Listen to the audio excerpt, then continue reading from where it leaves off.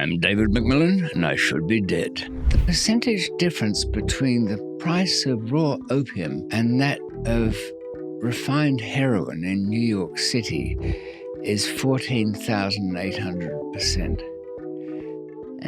Yes. Okay. My customers were Italians and all groups or sort of a mafia, mad Mexicans. I want 1,000 for that. But I can have you killed for 100. David McMillan is a former professional heroin smuggler who moved massive quantities of Southeast Asian China white all over the world. As far back as the Vietnam War, David was traveling deep into the jungles of Thailand and the mountains of Pakistan to source the world's finest raw heroin, which he would then have smuggled into Europe and Australia. David eventually got busted buying heroin in Thailand and was sent to death row in one of Thailand's worst prisons. Facing execution, David pulled off an impossible escape from the maximum security prison and managed to make his way back to Australia. Today, he lives a quiet life in England and is the author of several books about his life story, including the bestseller Escape, the true story of the only Westerner ever to escape from Thailand's Bangkok Hilton. You will not find another story from an individual quite like David. And for a bonus episode, as always, check out that Patreon, patreon.com/TheConnectShow. Ladies and gentlemen, enjoy David McMillan right here on The Connect with Johnny Mitchell. 3 plainclothes Thai detectives have walked in the door. I'm screwed. They grab me. They take me back to Chinatown. It's full of policemen. There's USDA in there. One guy was set on fire, had contact glue poured all over him, and then he was torched. I think I've bitten off more than I can chew here. We might have to do a deal for the girls. I knew the only way out is you do it yourself. Don't worry about 10, 15 years. Won't be there longer than a week. I'll set up the escape. The escape from prison. Yeah. That's when I see lights behind me start to flash. And I didn't even think, I just hit it. I was driving like my life depended on it. And then I parked the car, hopped out, closed the door, and I started running. And he pulls out a burner, a shank, it's like 6 inches. And he passes it to me. And he goes, here, that's yours. Don't ever leave the cell block without this. He was the reason I made it out of that place alive. what's really cuts to the core of what makes this so compelling for me is the man, because we've talked to, I don't know how many drug traffickers and outlaws and former criminals on this show. But most of them are not these thoughtful, erudite, educated, seemingly well-off people. So I am always fascinated because I started this show explaining about my story and what it was about my past that allowed me to become a drug trafficker despite all of these privileges and advantages. So you, David, what do you think it was? I'm David McMillan, and I should be dead. I have no earthly reason to be alive. And a lot of people would wish me dead, but because of the nature of the business I was in, smuggling narcotics. But as I point out sometimes, if I was, the story wouldn't be there. Of course. And that, even if it's my last gasping breath, is probably worth hearing. I think so. On my way in here, and welcome to London, by the way. Thank you. We're fans. We're fans of London. We're staunch patriots. We don't like leaving the borders of our great country, but I'm very quite impressed. So you were born in England, but you grew up in Australia. I believe your mother was Australian. Yes, in fact, really both parents were. My father, John McMillan, was born in Sydney, but he concealed that fact very carefully. And in fact, I've only found out a few things about him. He was, I did meet him briefly, though he wasn't really pleased to see me. Oh, you grew up without him? Yes. Okay, so you just had your mother. Well, no, I had 7 stepfathers, but and some of them very interesting. Some younger, some older. One a gynecologist, and that's how you met your mother. Very good diagnostician. Oh, Jim Troop was his name.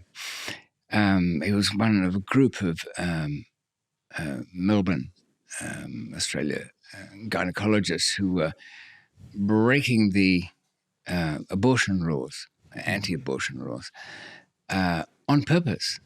They had been paying off the police. Can you believe it? They had to pay the cops off so they could run their surgery. Wow. Yeah. And it was the way they saw it were that they were proper doctors. These weren't backyard operations with an old coat hanger or something like that. I was about 14 at the time. So all the business was in cash, of course. And but he was now this was the thing. My mother always said, David, you were poisoned by that event, because he was a respected doctor among a group, very skilled. He was doing something illegal, paying off the police. The police were the enemy.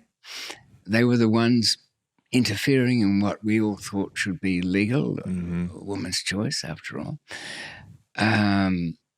And so at that age already, I knew that the law didn't necessarily mean anything. It didn't mean it was right. Just because something was illegal didn't make it morally correct. And the forces of the law didn't necessarily mean anything except a threat. Right. In fact, the very first arrest I had, I suppose, when I was about 18, 19, I can't even recall what it was for. Phony prescriptions, I think it was, for methquinol. Quaaludes? Ludes. You don't see them anymore, do you? No. God. Golden age of prescription pharmacy. Huh? I've heard stories about Ludes. I'm sad that I missed that era. Apparently made still in South Africa and Switzerland for the adventurers. But this policeman said to me at my first arrest, very quickly, he said, I've had a lot of young men sitting where you are. You'll be back. Wow. I was almost kind of offended. Yeah. Because of the slur of being careless, Yeah. I said, do you mind if I ask why? He said, because you don't care. Wow. There's nothing here that feels threatening to you. Right.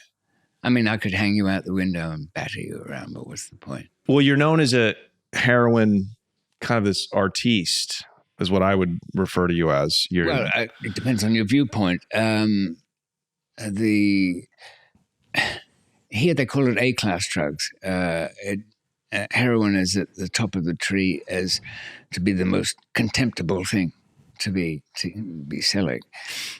Mind you, I've used it myself. I've had myself collected quite a decent old drug habit by accident in Thailand. Wow. I didn't really think anything of it. I got stuck in a hotel room for 3 weeks. Not much to do except watch Lee Marvin in M Squad in Thai. He doesn't sound quite the same. I didn't really want to drift too much from the hotel. Anyway, I was sniffing up these lines of China white. Thought nothing of it. Got back home, put everything away. Woke up in the middle of the night, kind of sweaty. I picked up a flu somewhere. There's something.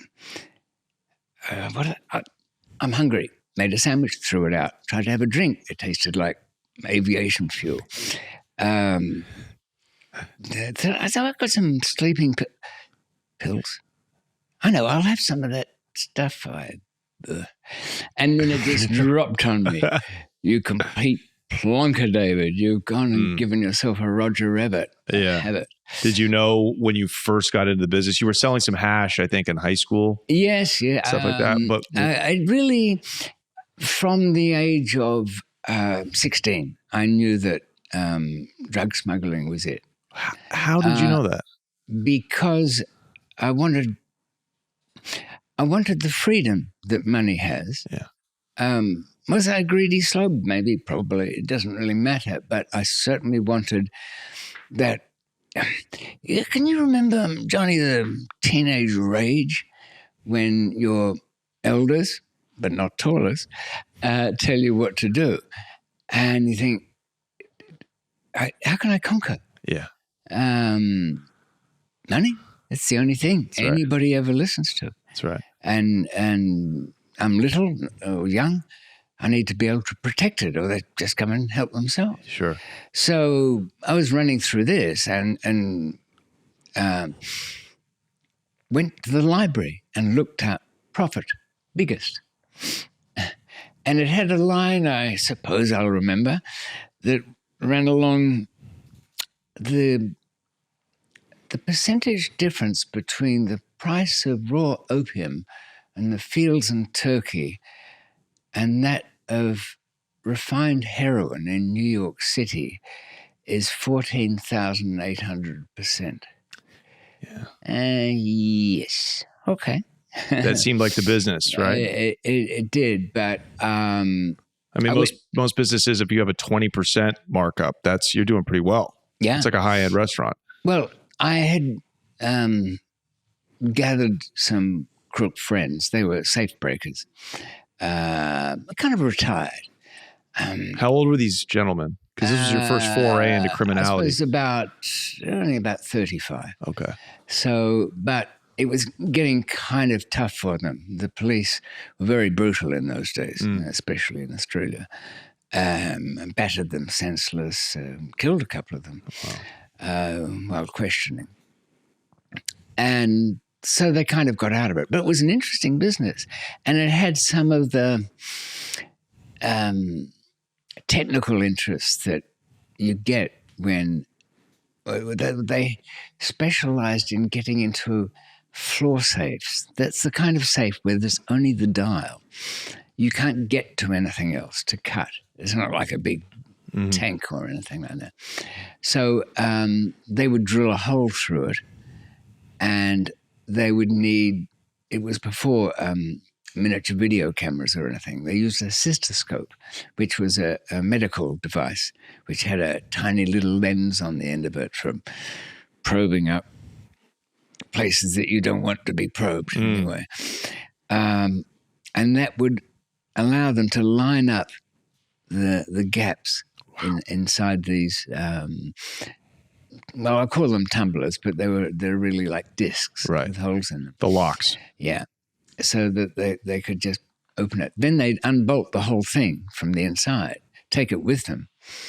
And but they got a name for it. The safe door's gone. It's missing. Yeah, it's them. Yeah. Wow. So anyway, they retired, but they had some money. They wanted to go into the dope business because, people around them, can you get some weed? Can you do this? Can you do that? Now, in Australia, there were quite a lot of cultivators among the Italians in the Murray River. And what year are we talking? Mid-70s. Okay. Yes, the pot trade, like in the United States, is exploding with Colombian weed being brought in by the barge load. Oh, yeah. So tell us what the weed looked like in Australia. Well, back in 75. Interesting you should mention it by the barge load, because I had two offers back then. Because I was traveling around, I went to India and I had no connection except for some guy in the Hare Krishnas, and that didn't work out. Then the Shoeshine boys managed to find me some very rough sort of street charas, the hash. But I kind of got over a couple of humps with all of that. And the two interesting offers were one from the Colombians, who would drop off weed up to the 12-mile limit anywhere. That was fine. Payment? Just give us something for now, and you can pay the rest later. I would learn over the next decades the subtleties of doing business, not just in South America, but anywhere in source countries. And we'll probably come back to that, but we have our Western imposition on what we consider business and how it goes. at the other end of the world, where a policeman, just for example, can outprice himself. I want 1,000 for that, but I can have you killed for 100. Let's figure something out. So, did you move a couple of these loads for the Colombians? I went to see them. I thought instinct told me if I let them just turn up and drop it off, I'd have suddenly this Colombian family, kind of moving in with me. You right there? When you get that sense that you must have had it, no, there's more to this. Don't bite at the first thing that you see come. And the other source were some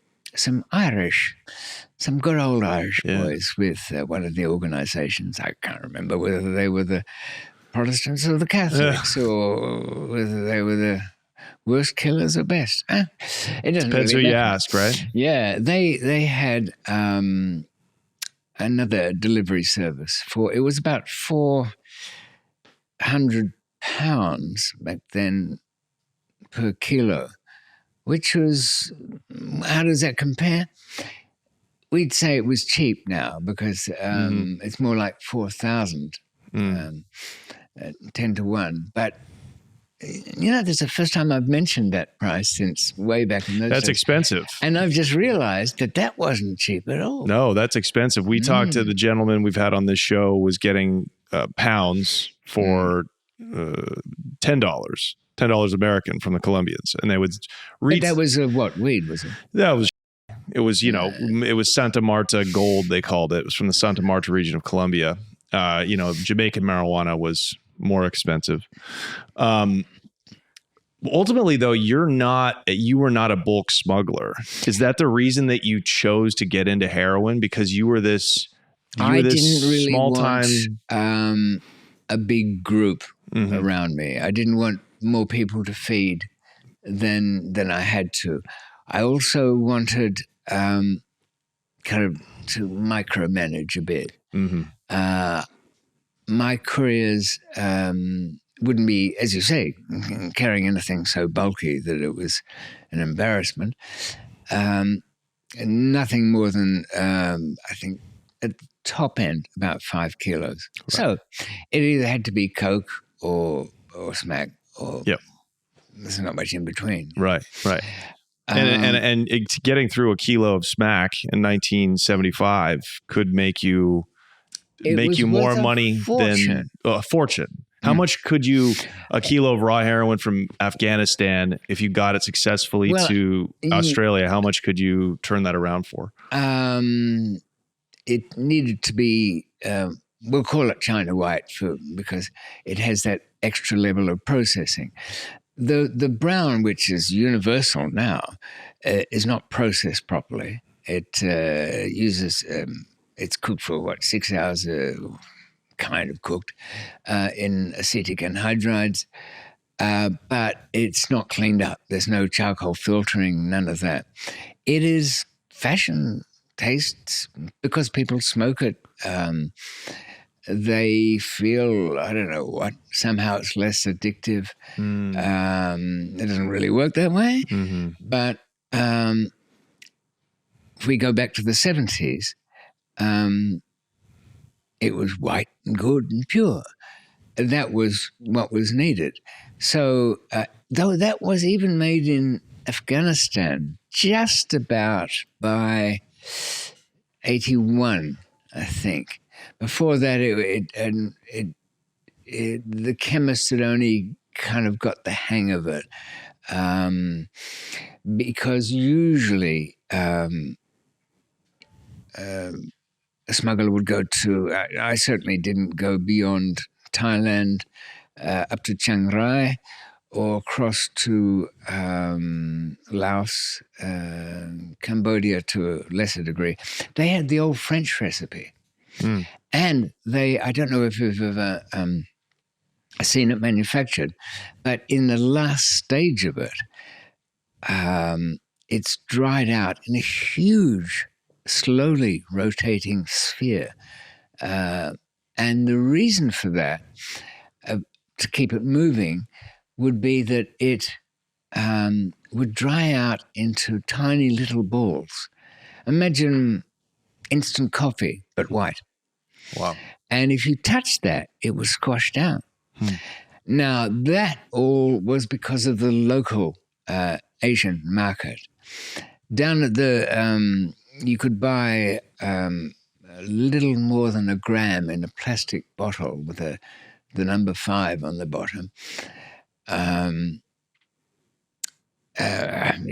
idea that meant something, but it was visibly what it was. That was the thing. It couldn't be interfered with easily. So you would witness these cooks, these heroin cooks? I wanted to run up there. Wow. Because, my friend, of course, said, no, you just stand out.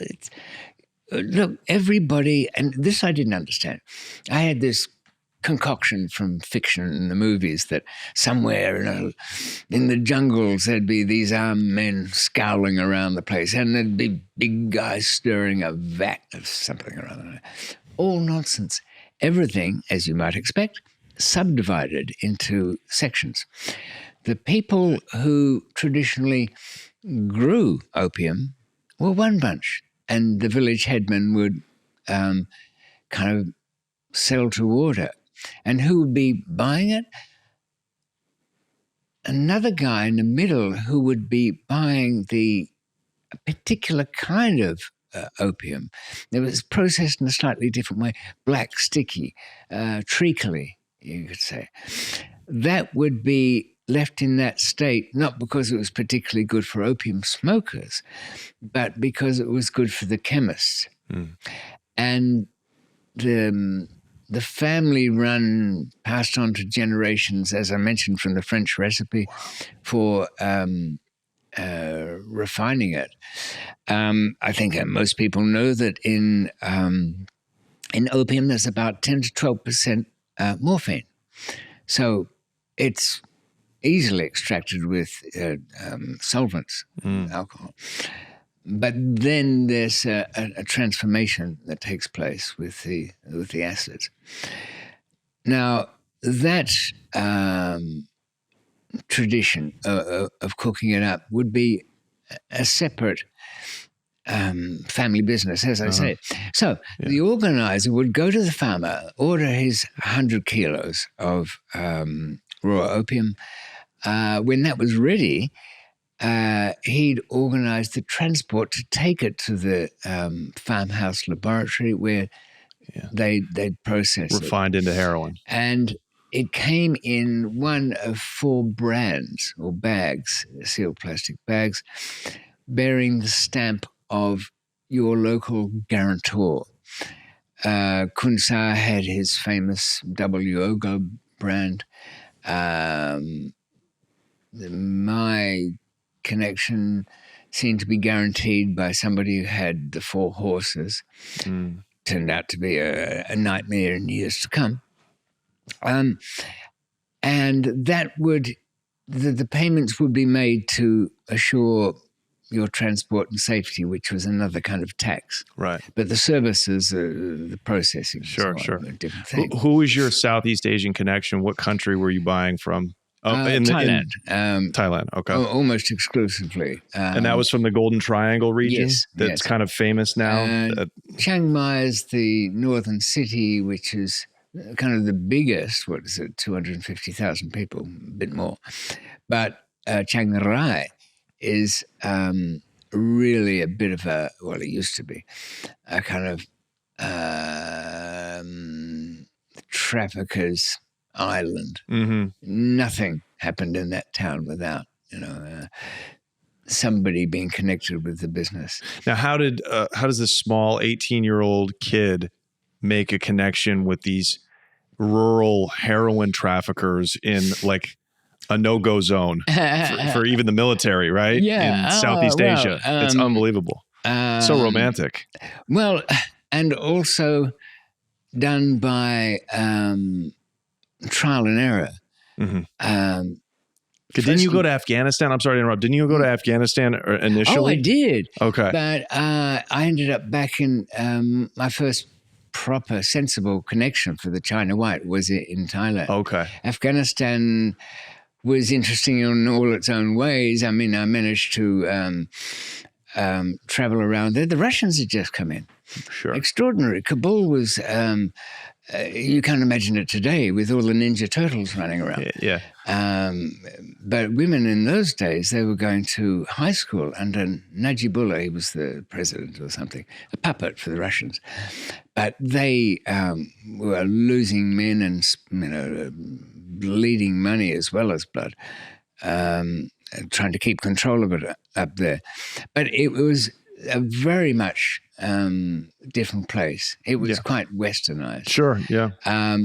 My friends had come from down in Balochistan, which is across the border. But you could say there's no border. This idea that, oh, yes, that's Pakistan, of which Balochistan is a province, and then there's Afghanistan. Yeah, it's on a pretty map. But it doesn't mean anything when you're there. Right. This is the Nurjahan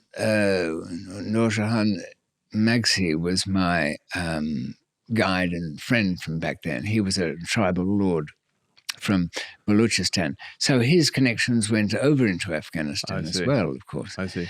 And we traveled around and I could see, I got the sense that already this is not what I really need. How so? How so? I've got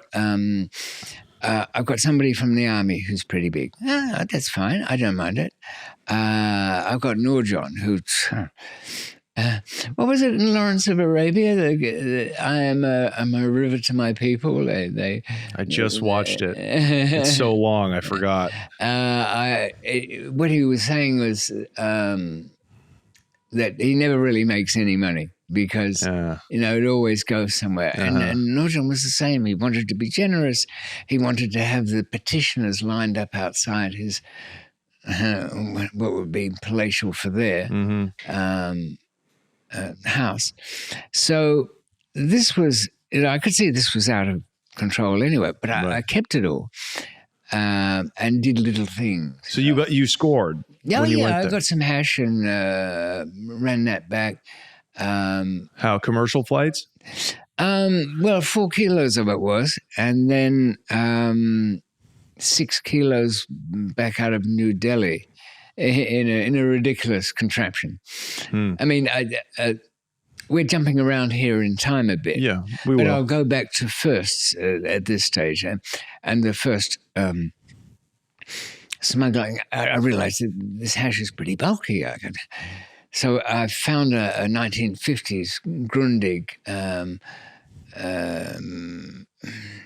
set-top radio, which I just gutted. I didn't have time to be nice about it. Transformer went out, everything went out, the capacitors went out, there's nothing left. Just wrapped this stuff up, stuffed it in there. Yeah. And a very sentimental, perhaps, a soft-headed Sydney customs officer let me go with it. Yeah. He knew what it was. Oh, yeah? Yeah. That's how poorly it was put together? It was buckled. I mean, I couldn't get it all in. It was curving on the top of the side. Oh, my God. You could smell it. Yeah. There was the red wrapper. I hadn't even bothered to unwrap some of it. Poking out the side. Did you see that as a sign that heroin was the better business because it's just so much easier to consume? You know what it was? I got back to my friends. They said, "You're back. You're alive. You're not dead." No. But the last we heard, you were asking for some money in the middle of, bumfuck Egypt or something. No, nowhere near there. Anyway, no, I'm alive and back, and here it is. How much is that? I said, well, 4 kilos for you anyway. And they all looked at each other like this imbecile we send out the door with a few dollars, thinking you'll never see him again, is back here. David, why didn't you bring heroin? What? You just got through saying to me before I left how rotten it is, how your friends had gone down the gurgler, how some good robbers and top thieves had, wrecked their lives over it, and yada, yada, yada, yada. I didn't want anything to do with it. Yeah, but you can do it. That's when you couldn't do it. Yeah. That's when it was impossible. All right. So, basic lesson there. Yeah. Don't believe a word anybody says when it comes to their position on things. Right. Especially not in the drug game. No. Oh, not in plutonium. Powdered babies to Arabs. I mean, it wouldn't make any difference. Yeah. What did you find was better about buying heroin from the Golden Triangle in Asia over Afghanistan? Was it just the political quality? Okay. Almost entirely quality. They had a relatively sophisticated setup, like used glassware instead of Tupperware. Yeah. And I should say from the outset, and this is just like a bit of personal nonsense, because this also applies, and particularly to kilos of coke from South America. I did not want to let it go. I remember looking at a kilo of coke with the that Peruvian stamp. It's got the bird on it. You might have seen it around. And it's all glistening and shining and sparkling and dewy-eyed, Sure. if we can say that. And it's got to go where it all goes. Uh-huh. And it was almost tears in my eyes. I was apologizing to it.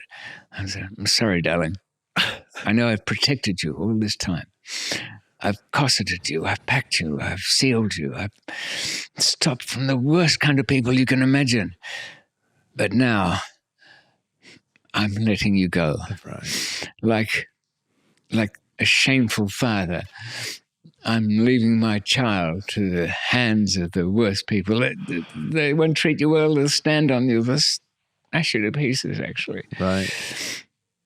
Good luck. You really loved drugs. It seems like you really loved that business. Am I wrong? Like there was a passion behind what you're saying. All the little chemists and the little people. Well, not a little. I'm not belittling them in that sense, but they're swept away in the telling of modern stories, because I'd be in somebody's room and overnight while I'm packing something, and Lee, my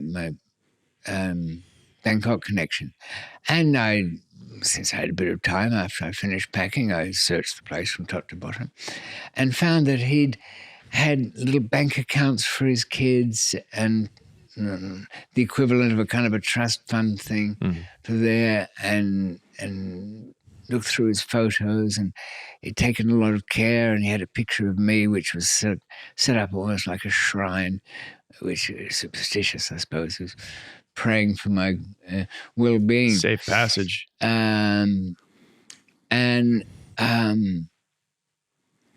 Everything I expected about the business, it to be brutal and deadly, and it wasn't. Behind of it, the people who mattered were just people scraping by, mostly. Yeah. Even in the Western side, there were people kind of in the middle who, I mean, sure, there were some quite big people who, especially for me, because I could dump it in bulk.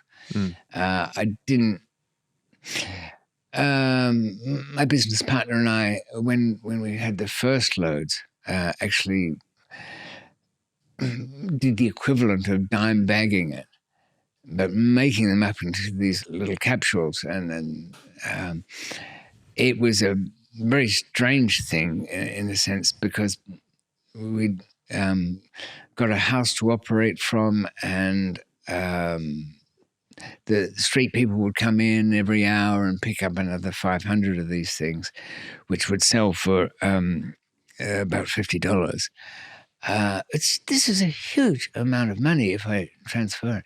1 kilo from the Golden Triangle would be worth about $500,000 US.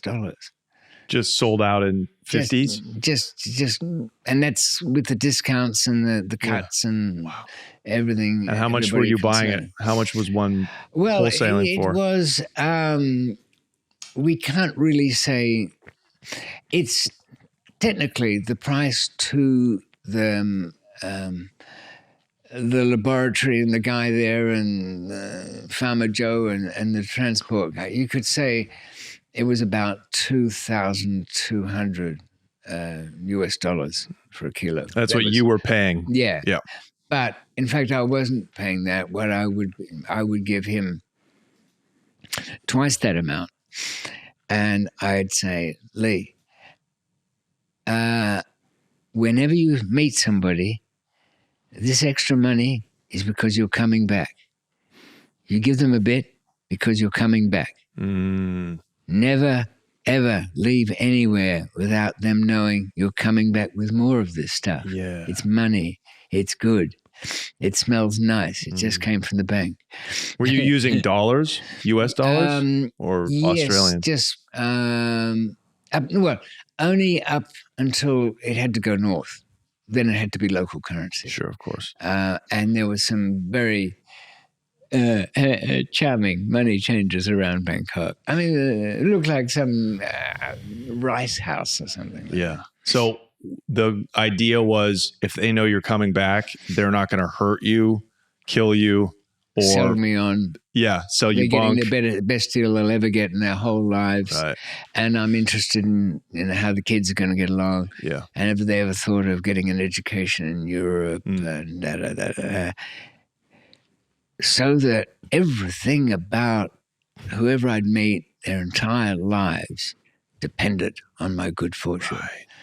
Okay, so how old were you when you really solidified those connects in Thailand? I got this guy. I went down the red light district, dismissed, don't like. Kind of half cross-eyed, junky-looking guy. I trusted him somehow. He only worked when, he had a good reason to, but he was an unreliable dick. So then there was I don't know, what do you call him?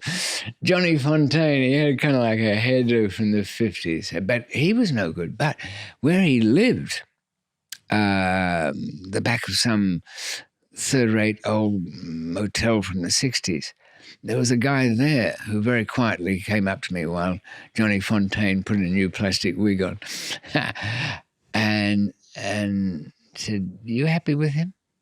Not much, because he worked for the a big massage parlor operator, so there were no secrets. I knew that this could not go on like that. In fact, the hotel I was staying at effectively told me, that everybody knows who this guy is and what you're doing. So, yeah, I know you think of changing hotels, it won't make it. It's gone now. It's out of the bag. So I went back to where I could barely memorize the streets and things back then, but I knew enough to know how to get back there, and I found him. And you know what I liked about him? This was a slum, really, but this house was kind of clean. His wife was neat and tidy, taking care of the kids. He had an old, what's the Impala? Chevrolet, isn't it? From the 60s, which he lovingly kept going. And you know why I like that? Why would you like it, Johnny, huh? Some guy keeps some old car all polished up from the 60s, and because he's kind of sentimental about things that he thinks of quality, and that objects take on a personality. I didn't know, I couldn't put it into words back then, but my instincts were telling me, yes, this is right. This what is was his somebody name? who will protect me. His name was Lee. Lee. Yeah. So, and this was in Bangkok, or This is in Bangkok. Okay, so and it sounds like a Westerner could just, the way that they used to just go down to Medellin, Colombia, with a pocket full of money and ask around. It sounds like you could do that with heroin in Bangkok. Yeah, kinda. It's a little more dangerous because it's in a different category, and the police are very demanding, and they want to know all about it, and they might rat you out just because. Right. Did you know the consequences for heroin trafficking out of a place like? They let you know on arrival. Yeah. Okay, so even back then, yeah. And I'd had a couple of I knew people who'd been caught up in it, and it was very, very hard to get them out. Yeah. Completely different thing from South America. You probably know that. Yeah. And a courier got jumped in South America. Had him out in 3 weeks. And that was because he was being fussy. Right. He was more scared of going over the border with an out-of-date visa than he was running around with kilos of coke in his shoes. Right. So was it even back in the 70s or early 80s, was it still a death sentence for drug trafficking in Thailand? It was a death sentence, and they carried it out, but less so with foreigners. Of course. Okay, so you meet Lee in 1980, I think, something like that? Yes. 81? Things go quite well. How much are you bringing back in these early years? 3 to 4 kilos at a time. Wow. So there was a lot of money there. Wow. Okay, tell us your smuggling I was using tactics. These amplifiers, desktop amplifiers with a wooden surround, and I would change the thickness of that from a quarter inch to about an inch. But you couldn't really tell it was an inch. It didn't look like it from the front because of the way it was shaped. But I would pack it in down the sides and then seal it up and then veneer it across. And the very last bit of veneer over the top had to be done very exactly with contact adhesive, and then using a hammer to slide the edge of it, slightly sanded, polished. If I was careful with those things, I could actually open them up and put another layer down because they were so exacting to make. I got stopped once in Amsterdam, some bomb threat. Everybody had to unload their luggage. It all went through a big X-ray. And this went through okay, and it would because it's organic. There's nothing...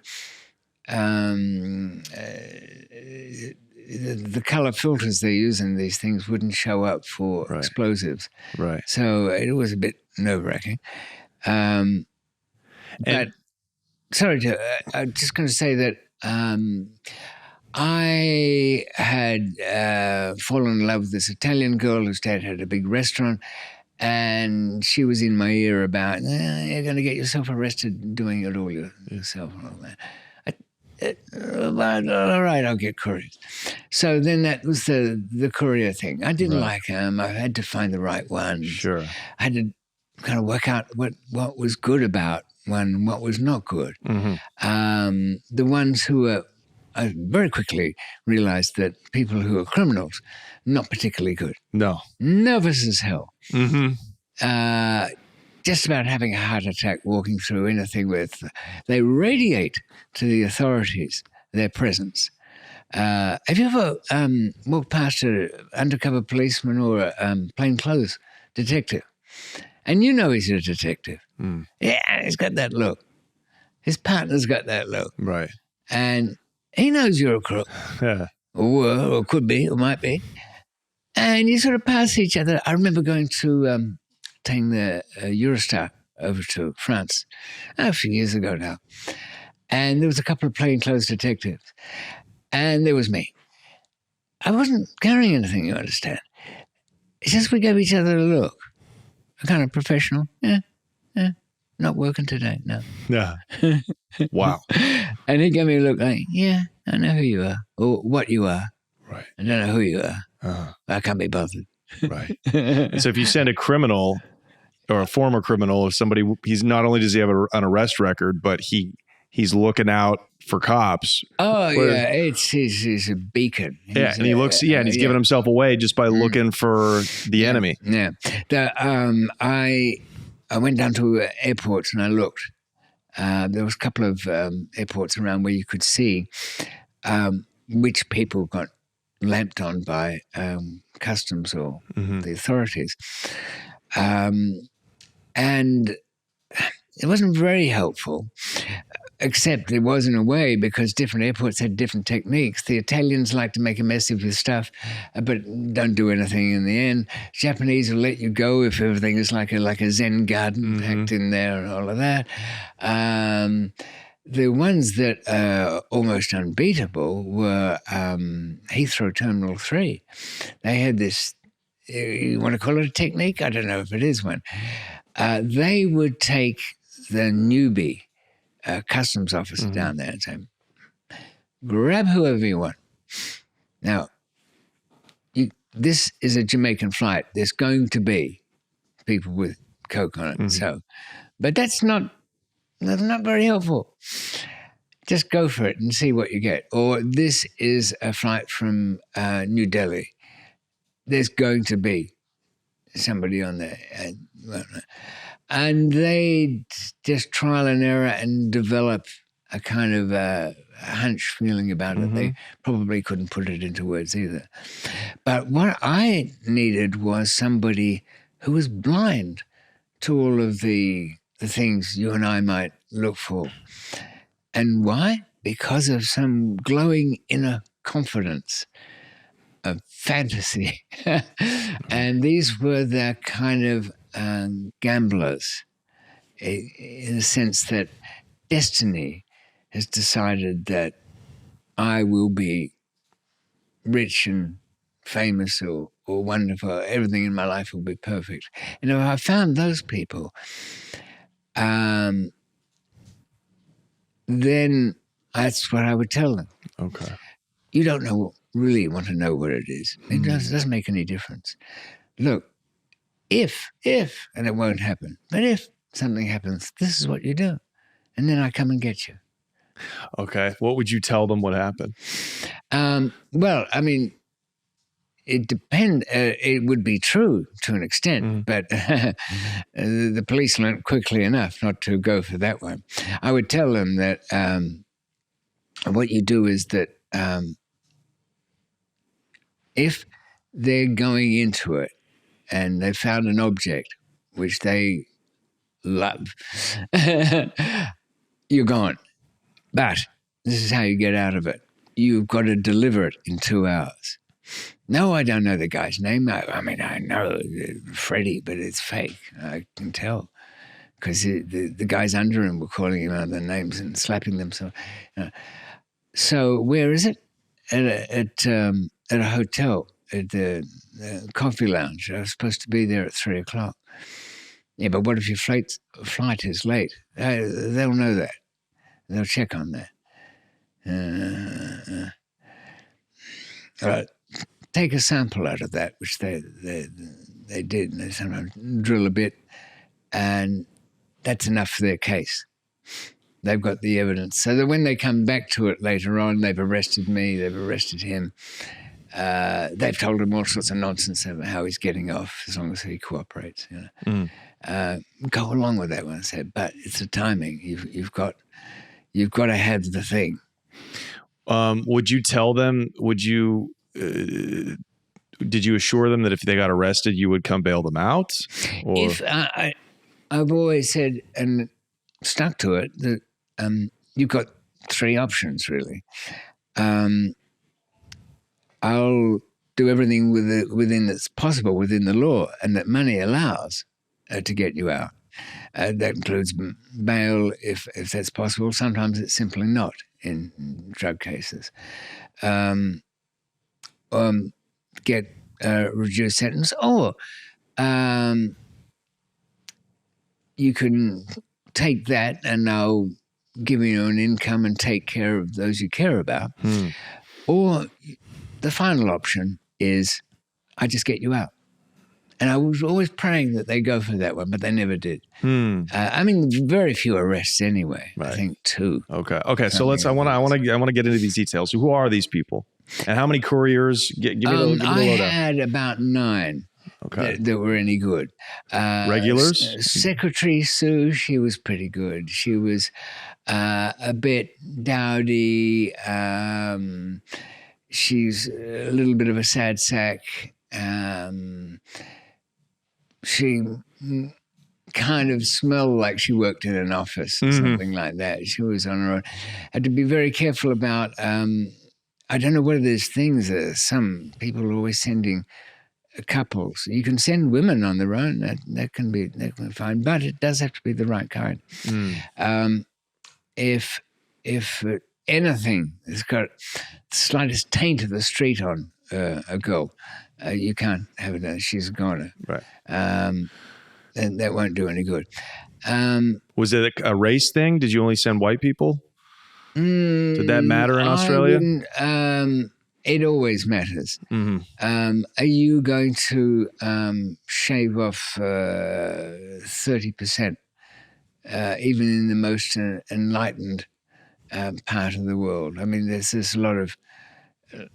the French are used to seeing African origin people around. But they... a lot of the people in the business who are from Africa, like the Nigerians, are always up to such mischief. I found a place once in... this was in Pakistan. It was an airport. There was only an international airport twice a week. And it went from Faisalabad to Abu Dhabi. So they didn't really set themselves up for it properly. Now, a lot of people get arrested going out from there because they've got nothing better to do and they know they're always up there. So I went, I'll check this thing out. It's perfect. There's nothing. They don't care. They're stamping people out. The desk is wobbling. They haven't even got the ink for their pad. And I spotted a Nigerian guy there. I went straight up to him. I said, you guys have got to do it, don't you? Something comes along like this, and you could spend the extra money and send a bit of white bread through, but instead you're here saving yourself a couple of quid and screwing the whole thing. It hasn't even dawned on these idiots that this is a way out properly. And here you are declaring it. I don't know what you mean, man. Look, I'll give you some money, off. How much? Oh, it's going nowhere, this. You can't. It's just, So were these all Australian people, your couriers then? No. Australians are very much a bit like the US. There's only a certain amount of second and third generation Australians, whereas there's lots of people. The first waves of immigration came from Greece and Italy, and then they had Asian people coming through, especially from Vietnam after the war finished. Okay, so it's very normal to see a lot of diverse people coming in. Yes, it's not. But then again, Australia had its own... really, it'd probably be worth... we should knock out a guidebook to the world as to how each country sees itself and treats foreigners and thinks of customs, things like that. Australia had very much a systemized thing. I don't know what it's like in the US, but they had, when somebody'd come in, they'd rank them because of where they'd come from. Then they get a customs form which is stamped and then marked with a code. And the code of the day varies, but the code letter will indicate what level of search that person's going to get. So it's worthwhile getting the code of the day. I had these little forms made up, the rubber stamp that went with it, which was predated and stamped to come in, but we just need the code. So I'd send somebody on very, very safe journey. You couldn't get any safer. It'd be from Auckland in New Zealand to Sydney. Nothing doing it. No conceivable thing would anything be brought from that thing. So when they get stamped through, they might get a Y, and they generally use the phonetic alphabet like Delta, X-ray. These were the kind of words they used for their coding. How did you pick up on how? Well, I kept seeing this thing there, and I was normally pretty safe, and other people had different ones and waiting for the luggage, and I'd kind of think, is this good? But I'd walk straight through, and I'd hang back a bit and see what happened to people who had different marks on it, and they'd be sent over to there to be. I see. And they had this nice trick with working in pairs. Okay, you haven't. You and your friend are customs inspectors. You haven't got time to check everything. In fact, almost no time. You can open the bag, but you're picking up things. So, one of you simply picks things up, looks at it, and puts it on top of the lid. Now, when that lid of the suitcase is open, it's dropped onto the hand so you can feel the weight in case it's been dummied up. So when a toilet bag's picked up, zip, put it aside, dealt with. See the pattern it's following? Hairbrushes, tap, tap, and they go to the side. Teddy bear gets picked up. Teddy, kind of heavy teddy, chubby little thing. He's okay though. Puts him to the side.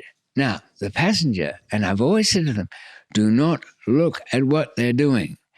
I don't want you staring at your luggage. I don't want you any interest in that. Don't be too gabby. Don't be surly and whatever. Just a little tired, polite. Yeah. That's about it. Right. Not It's a in a nuisance. hurry. It's a nuisance. Not in a thing. Right. Just whatever it is, it is. Don't look at the stuff because I haven't told you and you don't know, and I don't want you speculating, and none of it will do you any good anyway. So, but this is in the real world when Teddy, and they know it's Teddy, goes over to the side, suddenly his manner changes. So, you guys been working here long and all of that? Suddenly friendly with the customs officer. And the one who's watching him taps his friend. The last thing you touched is it. Wow. And you picked all of this up just by observing just the watching. customs agents? Yeah. Wow. Was there an airport? So it sounds like you didn't fly your mules, couriers, directly from Thailand to Australia. No. That was too sketchy. That was, I don't know, I shouldn't say that. I did work out a way that you could go direct because there was a flight, QF7, Qantas, that landed in Sydney. It kept its Melbourne, which is further south, bound passengers. They could get off for a walk very briefly in transit, get back on, and they'd clear customs down in Melbourne. So, and this flight's come from Bangkok, so it's a flight of interest. But I realized that I saw somebody once get off one of these planes and show a slip of paper and walk straight out the door. I like slips of paper that let you go straight out the door. That's my kind of bit of paper. And what it turned out to be is that the passenger had boarded in Christchurch, I think, in New Zealand, and then ended up in Sydney, but wanted to go on to Melbourne. And they ticketed him through staying with the international transport. So he'd never cleared customs at all. But in fact, he had, because he cleared it at Sydney when he checked in again, but he was checking in on an international flight. Right. So It sounds like a very odd thing, but it was a feature of the nature of their business. That these international flights had special rates and it applied, so you put the passenger back on the plane. Wow. And they were gold because all I needed was somebody who was ticketed from Sydney to Melbourne, that last sector. So they were a domestic passenger on an international flight. Right. So they'd show this thing and the guy said, yeah, there you go. Right. And they didn't, therefore their bags were completely unmolested. Yes. In fact, I had the identical bags to them. They just had a slight difference in the tag around the strap. I see. But you still had to fly them through New Zealand. Yeah. Oh, no. And not in this case. I only mentioned New Zealand because that's when I first realized something was if it hadn't have been for New Zealand, the guy couldn't have been on an international flight.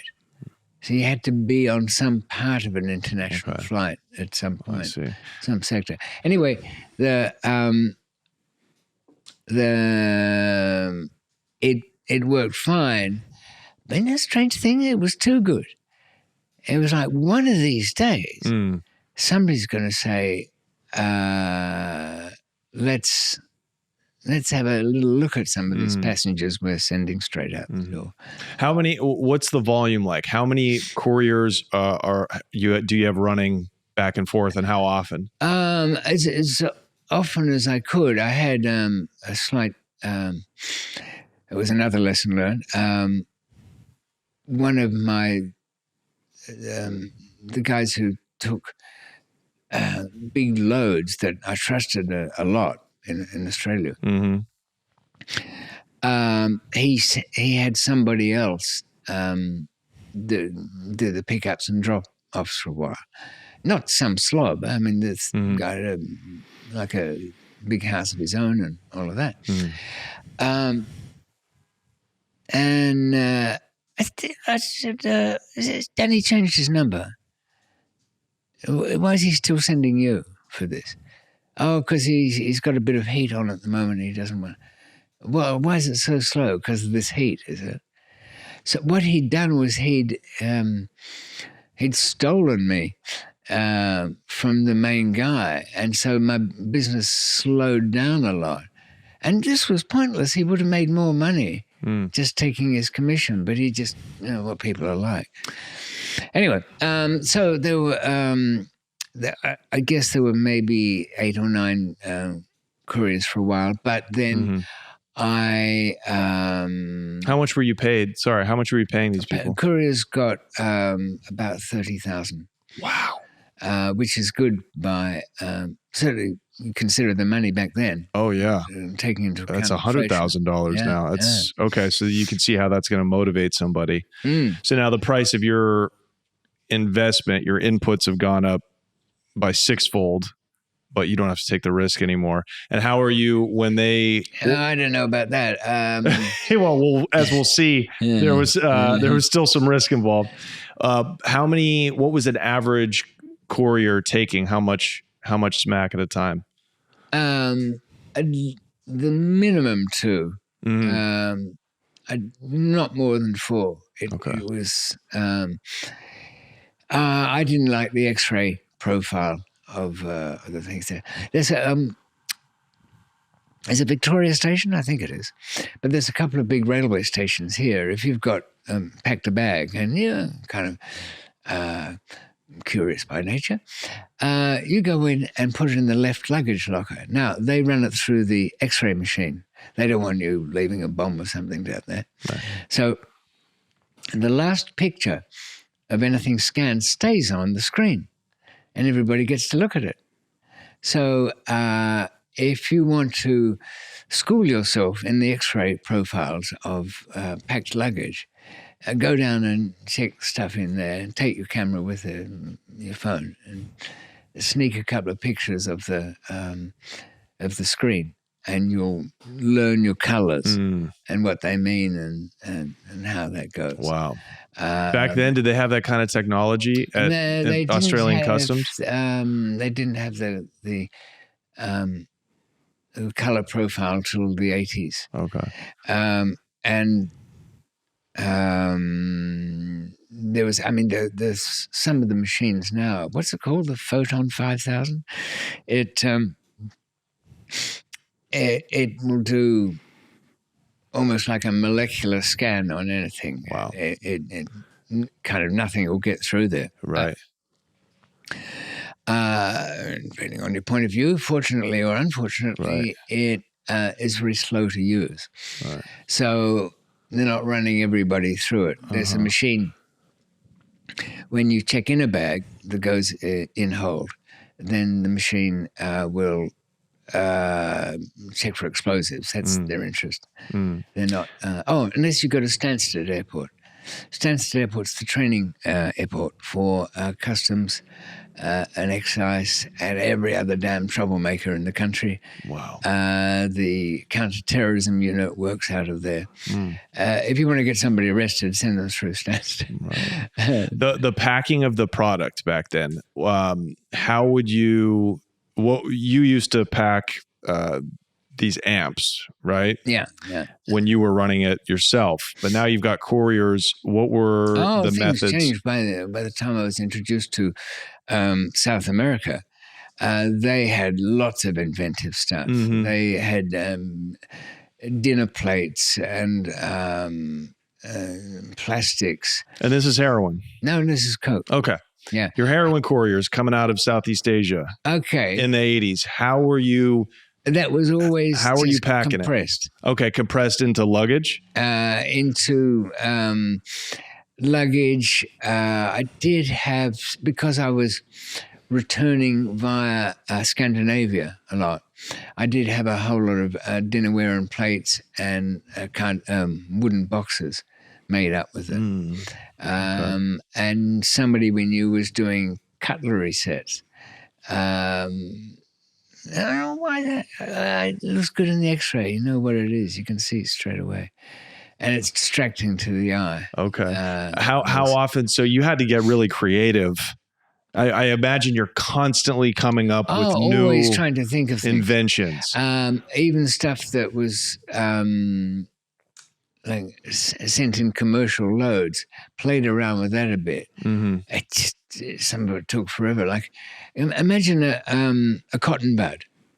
It's like a microscopic, you could say, plastic straw with cotton wool on each end. Come in boxes of like 100 and then 500, and they come in. Yeah. You fill each one of those up by liquefying it, and then you can bring it back. Wow. But it's amazing. It's pretty tedious. Yeah, of course, of course. Mind you, it always works. So would you fly to Thailand if you had a courier going to Bangkok to pick up, say, 3 kilos? Would you also fly there to supervise the packing, or did you have enough trust? I couldn't with lead? leave it alone. No, I trusted him. Right. I sent somebody once, and then when I went back to sort out the money end of it, he was crying all over me. Oh, don't send anybody like that again. Why?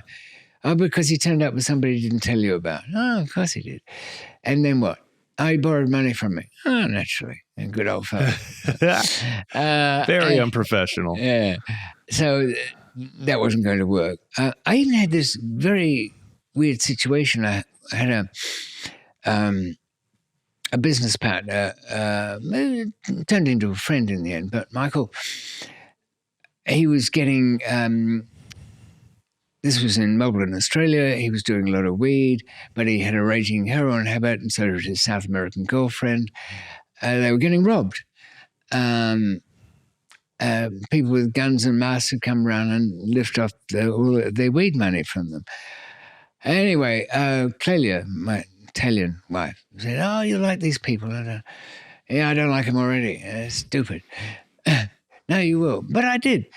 They said, "Well, no, we've been unlucky. You're never unlucky getting robbed. You've invited somebody in." Sure. Who comes here for anything, ever? It's him. How do you know? Because he's the one you trust most. Wow. He's the one that fixes your little problems and you let him go. Does he owe you money? A little. Yeah, okay. It'll never be too much. It won't be ridiculous. Because he'll always want to be the beggar. You know, he always, yeah, that's him. Oh, what should I do about it? Nothing. You know. Right. You've got your conduit there. Right. You've got your mouthpiece. So would you, the cash, you reminded me of something, paying Lee, your connect, the money, how would you get that up there? Would you send the mules, the couriers with the money as well? Yeah, I tried that. Okay. Didn't work so well? And what, can you imagine, I'm listening to the story now from somebody he'd done a run successfully. I'd paid him off. I said, look, you can save me a big headache if you take this $30,000 and give it to Lee. I thought, I'm not giving you Lee's address. No. I'll arrange the meeting on that. So it'll be at the Nana Hotel down the Sukhumvit. All right. He never gets there. Okay. So can I make myself comfortable? A cup of coffee or something? Because it's going to be a long story, isn't it? And so you just, I'll cut through a bit here, and you realize the police were following you. Is that, have I got it right? And this was in Indonesia and Jakarta now. I'm not quite sure what you're doing there since it was meant to be a direct flight. Oh, you changed tickets out of safety. Well, that worked like a charm. Yeah. And you then threw the money in the canal. Okay. Why? It was dirty money? Yeah. Cleaning it up a little bit. The story was so ridiculous. That I thought, look, we'll try something else next time. Did you have any recourse if somebody did rob you? You're a small man. No, nobody would. The only time I'd get robbed would be in a situation like I've given the money away, right? Like that. Okay. Nobody would come to me like they went to Michael with guns and masks. Right. Couldn't possibly happen. Well, it could, only by the suicidal. Because my customers for the bulk loads were, how to describe them? Imagine there's a kind of a hierarchy.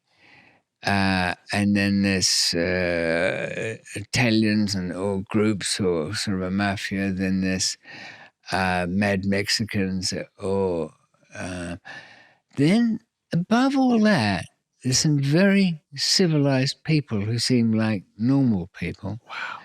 Wow. And you can go to dinner or lunch or theater or anything with them, but you're not going to get away with it. They will know. Right. And they will do something and never, ever talk about it. What happened to David? I don't know.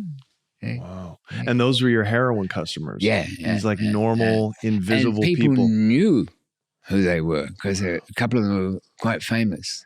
Famous enough that they wouldn't be crossed. Okay. Like one fat, cross-eyed, half-witted gangster once said to me we were a big hippie lunch wedding thing or something it was. Oh, he was trying to get something for nothing. I said, look, if you've got an idea, I'm all ears. If you've got something, if you've got a career for me, I'll give you a finder's fee. I'll give you $5,000, even if I think it's an idiot, within reason. But you can't just come and ask for money. I'm not like one of the people who run casinos around town that you can go and make bets with, and you collect the money, but you never pay out, that kind of thing. You know that, don't you? Yeah. And you can see the frustration, like some science fiction robot burning up with the unfairness of it all. But here's this little idiot, or maybe not an idiot, but fucking puny little guy And I know where he is and where he lives and everything, and I can't do a damn thing about it because these big people will just destroy me utterly. Right. And everything I ever touched and walked on and looked at. Okay, so the gangsters had your back. The ones that were willing the to very, do the top of the crane. They would not want anything interfering with their income. Wow. So were you the biggest heroin importer in Australia during these years, do you think? I don't know about that. I think certainly one of the, at its peak, within the group of top 5 or 10, I remember we kind of accidentally ended up at the same pub one afternoon. And I said, look, guys, I got to ask. We'll never know the answer to this question. We've been so lucky today. When were your blanks? What are you talking? When could you not move anymore? You had to wait a bit till it soaked it up. And they didn't really like this sort of questioning, some of them. And the other one said, no, he's all right. He's just a nerd. He asks these kind of things. And you could work out, because of when it was saturated, what the pattern was. Because I knew Gazzetti had brought in this and somebody else had that. And it would have still been an open market, but it wasn't at that month and that month. And that was because I just brought in 2 loads. So it was small enough to be able to say within 50%, because you never know what's out there.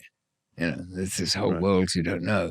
But not really. It's a very cozy little world, that one. Right. Heroin's not like cocaine. No. There's only a few people running bringing around it Los in. Angeles trying to score once and couldn't get anywhere.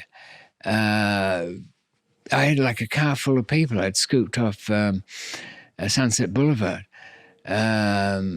Just say, wait a minute, look, if I was in London, we would have been in business by now. None of you know anybody? And it was very, okay, if I kept at it, I suppose eventually I'd get somewhere. But would you bring in enough in Australia? Would the street price start to drop? No, no. It wasn't anything like that. No, okay. changed, no. So what were your prices but nothing could make it change like that. Okay. You know, that if people... Well, certainly if enough competitors brought enough in, they would drop the price. But it was still, you could say, cozy enough that people half thought, no, I'll hold off a bit. I'm not going to drop my price. Right. So you actually at the level where you could control, if you wouldn't dump so much, dumping was very much frowned upon. It would actually drop your price and be bad for you guys. You actually had the power to control that. Yeah, nobody was in a big hurry. Right. And not only that, we didn't like behavior that indicated patterns. I see. And left a kind of a trail. How much heroin were you moving, let's say, in a month? Probably not more than 4 or 5 kilos. Right. But it wasn't 4 or 5 kilos by the time it left my hands. No, of course not. It was like 4 times that. Right. So you think 5 of your kilos was turned into it would have been 20. Couple hundred. No, it wasn't. That smashed a bit. It was still... I didn't like to see it go below 18%. I see. Give it a bad name, really. That means very substandard things would be acceptable, and no. Okay. Mind you, having said all that, times do change, and because of the competitive nature, for example, early on I mentioned I kind of got out of things in the early 2000s, and that was not really a coincidence when the Berlin Wall came down. In that was back in what, 89? Yeah. It started then. Over the next decade, anything, people working cheap, couriers' prices meant nothing. Wow. anything you could dream up. Yeah. Providing you willing to take the risk of going through the old Soviet bloc countries, you could do. I mean, there's no limit due to the law or anything, or the cost of things. Let's get back to your life, David. I don't care about the macro as much as I care about your story. So even though the macro is important, right? Because that's the world. No, but we've got to move on because things didn't. That's the world you inhabited at the time, and it allowed you to be this young 20-something, 30-something guy in Australia. When I was 24, things went sour. Okay. Still quite young. Right, for sure.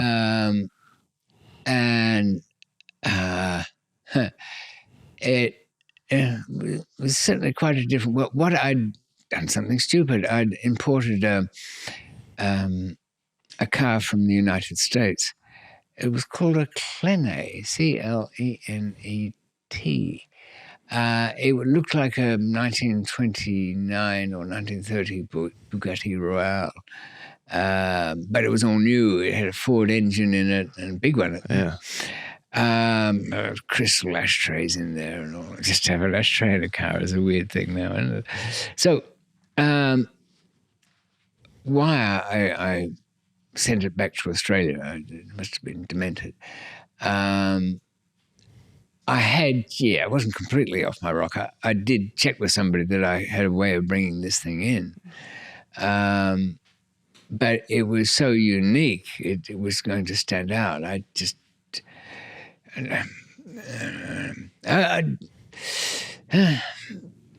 Anyway, we could sit here all day. I can make excuses for why I did something stupid. It came in, they wondered who it belonged to. The name that it was in was one of the phony passports I had. I used to get my own phony passports by using the birth certificates of people who died in infancy from some disease or whatever. How did you get those records, by the way? I looked at the old newspapers, and little Freddie has died of polio at age 3, and isn't it sad? And here's the listing for it. And so if he was 3 now, he was born then, and Mum and Dad are listed down there, and some of the other relatives. Country newspapers best for that sort of thing. And because I'm going back looking at records from the 1950s. So usually quite fulsome, because as any junior cub reporter will told when joining a newspaper, every name you get in there sells a paper. So I've got the whole family written in there. So you use their name? Go to the births and deaths records office and get a copy of the birth certificate, and then cook up a bit of background to it. I'll join the local library, get whatever. Open a bank account because I've got this birth certificate as a bit of ID. ID begets ID. It breeds like rabbits. And but how would you actually make the birth certificate? How would you forge that? Oh no, I didn't forge it. I went to the records office and got the kid who's died his actual birth certificate. They give you that? Yes. If you're researching family history, you're entitled to get copies of birth certificates. Okay, so you just get a copy of it. They don't let you leave with the physical, the original. Oh, nobody gets the physical. Okay. I don't know. I mean, I've looked at American records and Canadian particularly, but and it's similar, but it's also different. When do you get a social security number? When at birth? I think at birth. Yeah, I think at birth. So you're kind of tied up already, right, into an existence. Yeah. And now I know they do things a lot differently. Now you can't even die without it being noted. Right. Whereas you could die all over the place and it wouldn't make any difference in the good old days. So I had the actual birth certificate, and I'd get ancillary documents. Right. Okay. And then makes sense. Rent an address to match that, put in the application, have, the best people to, you need to get somebody to countersign your passport application to say that you are who you say you are. best people are dentists. I got a fuzzy memory for things, and anyway, and generally they don't check them. They're busy people, dentists. They don't want some idiot ringing up from the passport office saying, "You can't say." Of course, I bloody well did. Go away. And that leads to something else. I had to get a passport once where I was being followed, and it had to be rock solid. And they, there was a chance that they would ring up, in this case, the dentist. So I had to get around that. And there is a solution to it, if you think about it. What I went to was a friend. I said, look, I got a problem. I got to get out of Dodge. And I want to be you. So you go apply for your passport, but don't put in the papers. Just go to the dentist, have him sign the thing. And that's it. Now, if in years to come, somebody comes knocking on the old door, says, yeah, I remember, I put it together. The trip got called off. I had an argument with that girl. The whole thing was cancelled. We didn't go in. I didn't even put in the application, actually. Threw it all out. Did you? So when they rang the dentist, said, yeah, he came in the other day. I signed up for it. Fine, thank you. Click. Wow. So I got that one. And it was... so you weren't actually... You didn't have fake passports. No, you just had fake names I learned for about the passports. Of, Ingenious. Fake passports. I mean, literally made from the ground up. Yeah. Years later, when I got more familiar with the way the people smugglers... Gosh, they got a bad name these days. Yeah. This government here is always moaning about... people smuggling gangs and so there isn't anything remotely like that. If you go to Afghanistan or Iraq, there will be somebody, because you're so stupid, somebody will tell you how to get on a plane and where to go, and so that you end up on a beach in northern France, so you can go. The only sign of a smuggling gang is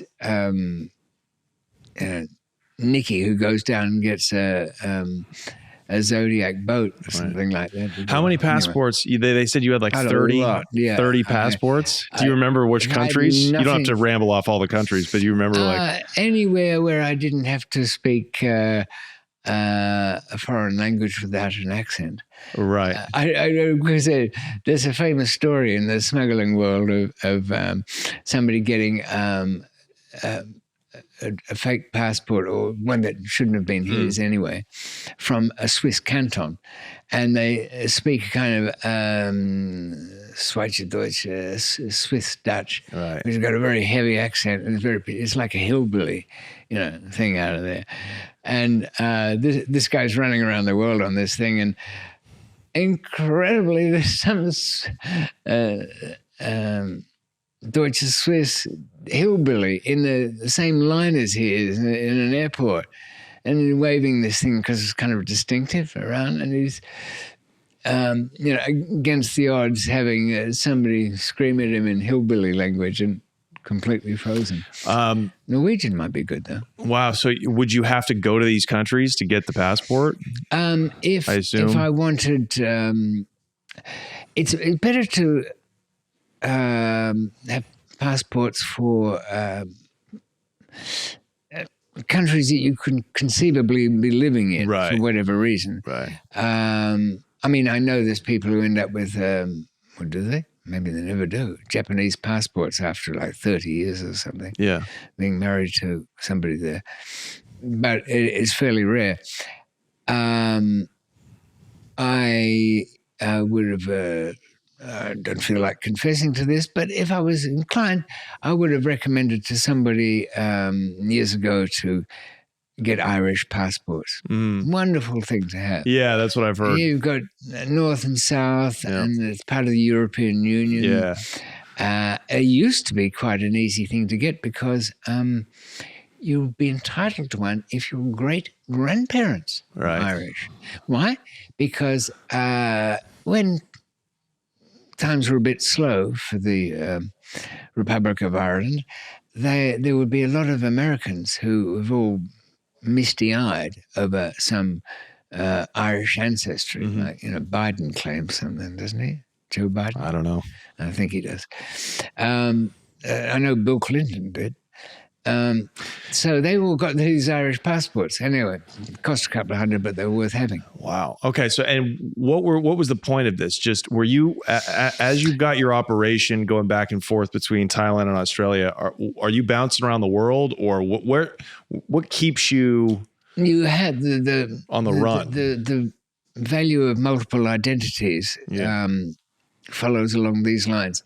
You don't want to be going into a Western country with anything, some dodgy stamp on it, like Afghanistan, for example, Kabul airport.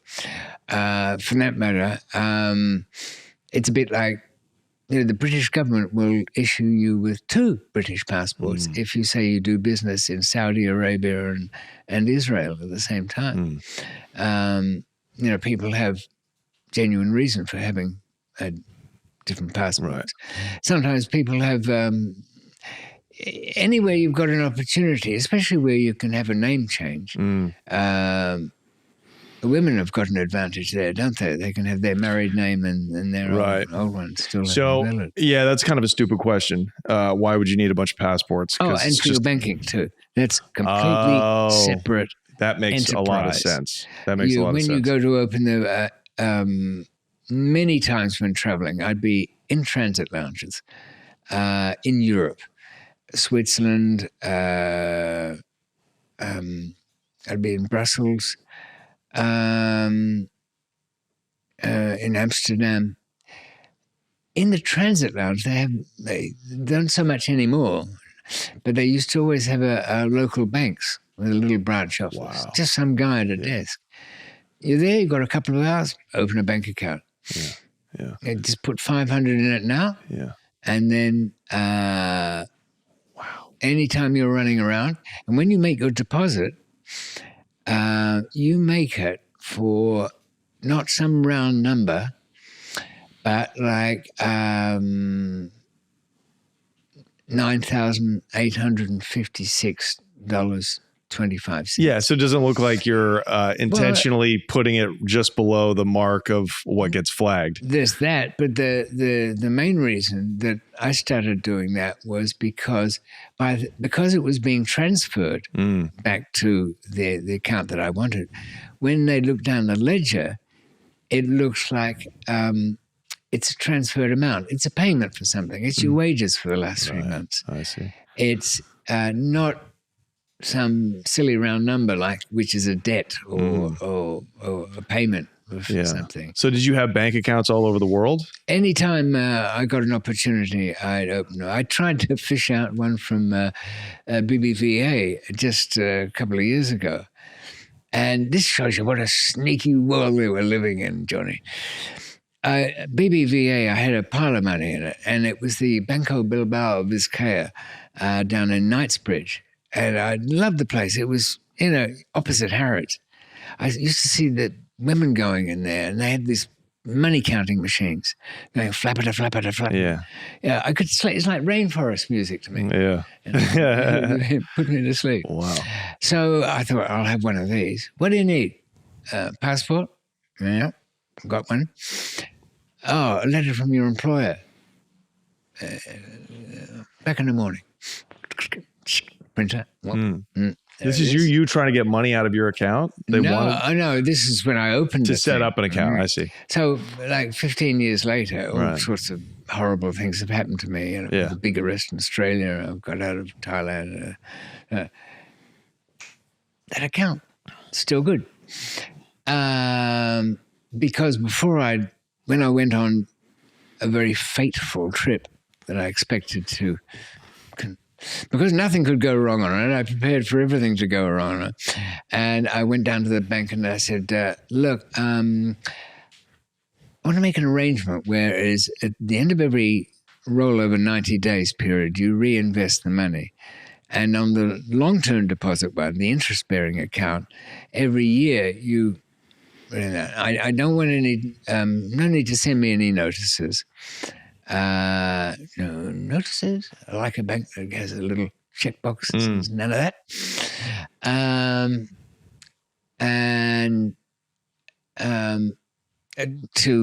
To end your audience's disappointment, I finally got back into the thing. Somebody had got into,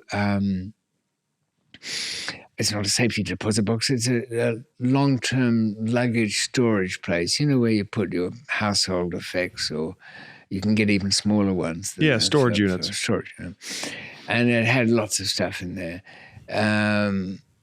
Cash from different countries, but it also had documentation.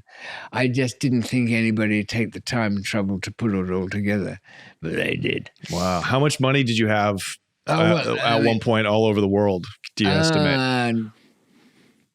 Probably a few 100,000, maybe close to $1 million. Wow. But so it sounds like you spent a lot because you were bringing in millions every month. Yeah. I did, and I gave money to people to do things with. Right. Investments, build places, and property. Wow. Property things. But somebody years later would say to me, "Nobody survives a 10-year sentence. Whatever you think you've got lined up, put away, safe. It isn't there." Wow. Now, I'd mentioned before, I think, that I bought this car into Australia. Yeah. They shouldn't have. That triggered an investigation. They wanted to know who it was. When they got the passport record out of that, they couldn't find anything much else about the guy. Right. Other than this, that he'd been issued a passport. And so now, where did they get onto it? Oh yeah, one of the couriers. Human nature. I'd said to all of them, you can imagine I'm taking care of them. Yeah. You have any problems? Come to me. Somebody comes and makes a nuisance of himself? Come to me. Whatever it is, you're short of money. Come to me. Don't let it stay there. Don't be too embarrassed. I don't embarrass. I don't care what. Doesn't matter what it is. Anything. Just come to me. She didn't. She ratted me out. Okay. Where'd she get caught? She got caught with some hash or something like that. A trivial amount. Like a few ounces or something like that. And said, "Oh, I know a guy that I worked for."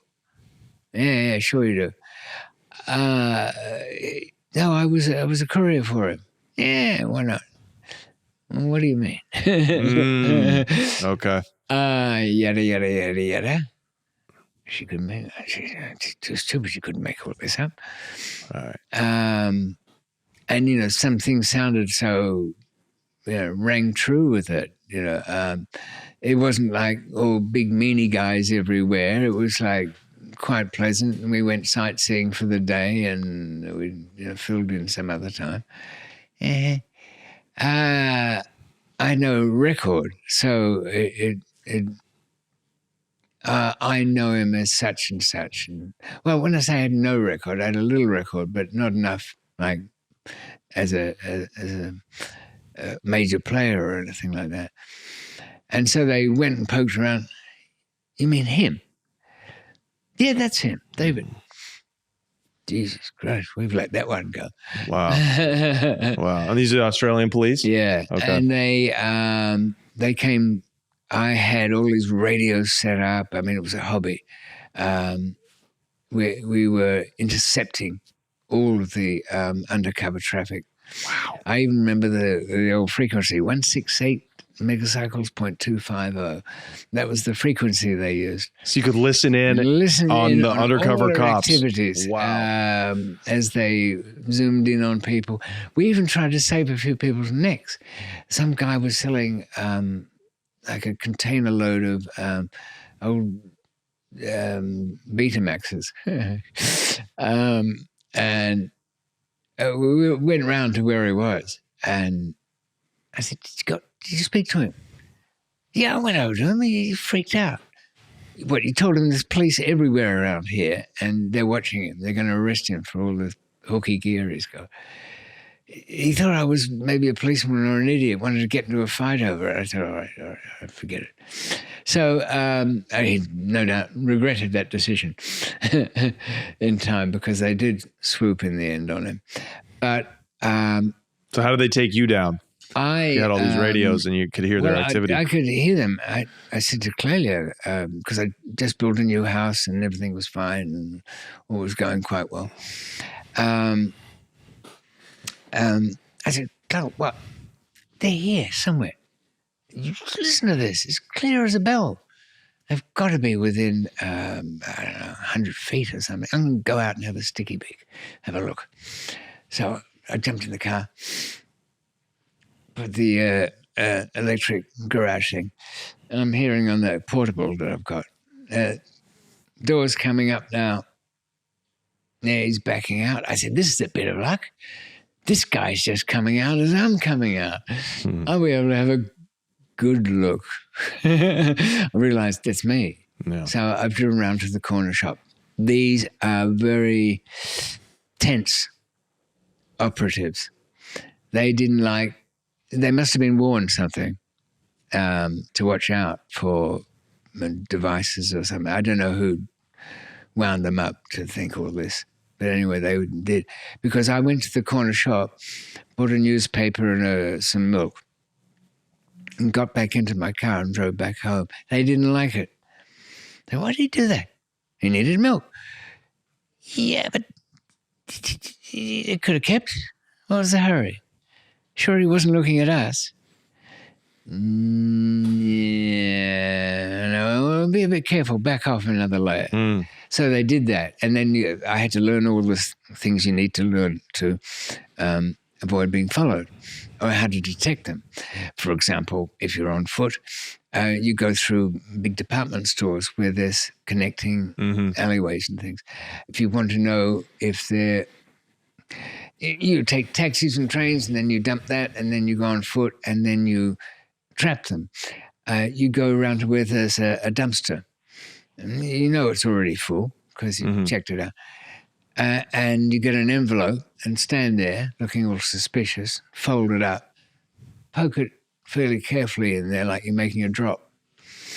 Then you circle back around to see if that's, you circle back around to see if somebody's picked that up or had a look at it. Sure. There's a couple of other things you can do on the highways and the motorways. You drop back into the truck lane, so that slows you down a bit. Then you cut out and make them chase you ahead. Go for a turn-off, but then change your mind. So you've lost one. Right. And you lost the second one because he revealed himself by catching up with you. So you get to see how big they are, how many cars they're using. Makes sense. So how did you eventually get pinched, though? Arrogance. I went to my lawyer. I said, here's the situation. They're all over me like a rash. He said, get out of town. Dump everything. Pick a day, pick a time, plan ahead, do what you normally do. Think of it like it's an operation, and then woof, gone. Sounds like fun. I did all that. Disappeared, went to the Caribbean, went to a remote island, swam out with a towel in a plastic bag, set it on the island, and then thought, wait a minute, why am I being chased out of town by my lessers? So I went back like an arrogant twit and continued on. I even did another run right before them, and a second one again, in which we did the courier was known, the stuff was known, they were going to do an arrest. Yeah. We did a switch at a hospital, because the police radios don't work in hospitals. And we were the only ones who had frequencies that would operate that day. They didn't like us for that one. We got away with the stuff and everything.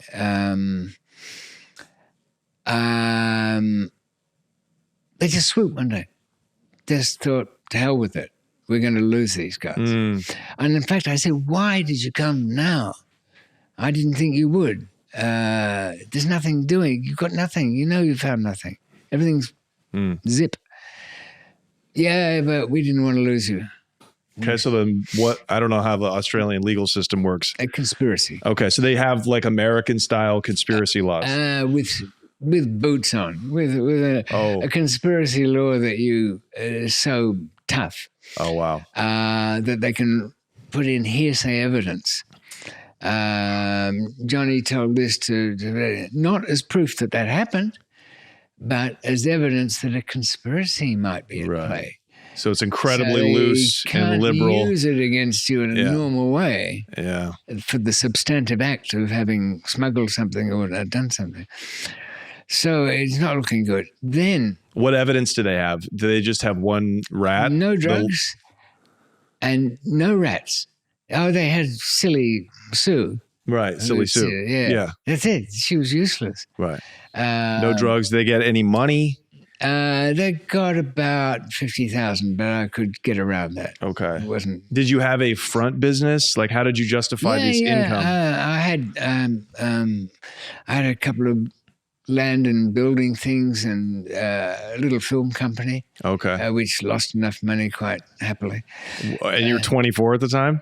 It's quite an achievement for a 24-year-old. It would have been more to it if Kilo Productions had got off the ground properly. I wanted to do lots of things. I spent a lot of money doing strange stuff, like building cameras. Using aerographic film, that's used for taking aerial pictures. It uses 4-inch wide film in 33-foot rolls. I wanted this handheld camera. Anyway, that would soak up like $100,000 or something. Right. Because the lenses had to be made for it. Nikon made a 13mm lens for me once. What was your goal? Did you have a goal when you were 24 and you're bringing in all this dope? Like, was the goal to get out of the game, or what was your dream? It was supposed to be. Okay. Clearly, I said, well, what's it? Enough's enough, isn't it? Right. Yeah. But I was at battle with them constantly. They were following me. I went back to my lawyer. He said, David, they will not put up with this forever. So, but they can't do. They're policemen. They will come and get you and figure out something for the court case. Right. Don't worry about that. It might not be pretty. And he told me something which was very wise for any lawyer. He said, something you must remember. The worst kind of court case you can ever be in is one where there's no evidence.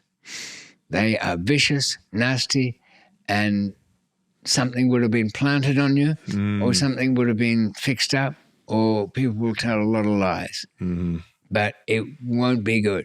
Yeah. Something where there is evidence, you can get rid of that evidence, or it's no good, or you look at it closely, it's not what it looks like it is. Anyway. Wow. So they came. Smashed the house to pieces, wrecked everything, carted me away. Didn't say anything. All right, that's the way you want to play it. We'll arrest everybody. Arrested Clelia, arrested Michael's wife, Mari, and the baby. I ran around and got my mother. Everybody they could think, all my school friends, they arrested all of them. Happy now? Not good. Let me talk to Michael. No. You want to get anywhere today, I'm talking to him. Otherwise, keep arresting people. I don't care. What's it to me? I'm arrested already.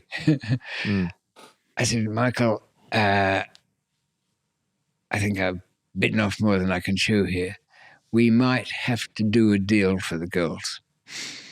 If they want to be tough, it's going to be bail and whatever. But I'm going to try and argue for that they just let them go altogether. And we'll plead to it. What? 10, don't worry about 10, 15 years. Won't be there longer than a week. I'll set up the escape, and the escape from prison. Prison. Yeah, that was the plan, to go from there. I was a bit naive about prison stuff. I half believed what people were telling me. Oh yeah, we got an escape plan going. Yeah, we got one. Imbeciles. They have nothing. If they were going to escape, they would have escaped by now. You know. Anyway, there was a delay, and we had this big hippie lawyer who was famous around town for battling with the police. No, wait. We'll get the girls bailed off, and then Who are the girls? Oh, the girls, Clelia, my wife. Okay. Michael Sullivan's wife, Mary, Right. the Colombian girl. That's your business partner? Yeah. Right.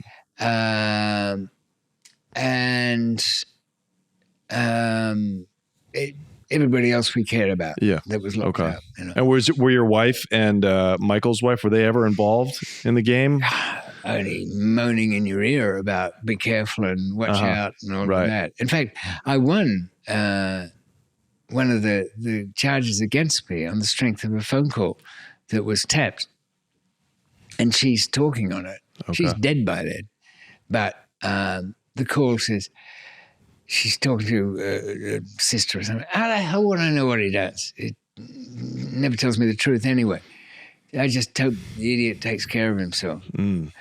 So it matched with my explanation for the day. Oh, sure. Because I'm arguing with her what to bring the dogs home to eat. Right. She said, stop at a big chicken shop. There are those roast chickens. I love those. Had some Alsatian German Shepherd dogs. And I'm saying to the jury, look, if this big operation is on, where there's kilos being switched, and I take the trouble, do I, to break radio cover, phone home into a notoriously, we all accept that I knew it was tapped, declare my whereabouts and then get into an argument about what to feed the dogs. Well, actually, it's the kind of thing people do. But so they let me go on that one. But I should cut back here to that I'm still scheming away, trying to get out of all this trouble. Right.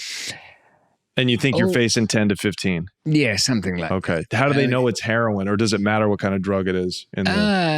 Because they say so because that's what they think. And well, this is an incredibly up justice system. Well, yeah, but Michael had a little bit of heroin there. There were traces of it on some book cover or other, but I mean, that's hardly evidence of a $1 million conspiracy. Yeah. But they would, by the time, they put in, because they had such thin stuff, they put in this informer with the girls in the women's prison. Unfortunately, this informer, one of her weak points was that she was an arsonist. As a little protest, she set fire to the women's prison, which was timber and covered in steel bars.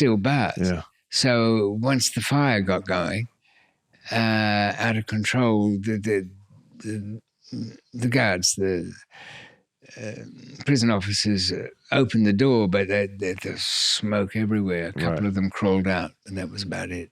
And everyone else died? Yeah, I mean, there was only 5 of them in there anyway or something. And your 6. Wife and Mary. And Mary. Both dead. And I was in prison, of course, at the time. Wow. And they didn't have TVs or stuff in those days. But they had a radio that they cut off at 11 at night, and it was in the cells. And so I'm hearing about this prison fire, women's prison. And something about fatalities, click, it's gone off, it's 11. So after a restful night's sleep. Right. Your last one for a while, I'm sure. No, it wasn't restful at all. Remember, I've heard this story about the women's prison and fatalities in a fire and everything. Yeah. I fang out of the door as soon as they opened it in the morning, scream around to the desk there. Well, we don't know much at this point, Dave. Information's not, isn't it? Now, I know perfectly well, I mean, in the tiny world of prisons and jails, like that. You can imagine if there was a fire at Riker's Island and 2 officers were hospitalized. That would be all around the prison system within minutes. Yeah.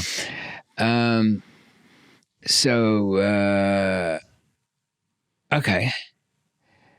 And then none of the prison guards would look at me or Michael. Oh. And barely able to look at each other. It's not good, is it? No, it's not good. It's not good.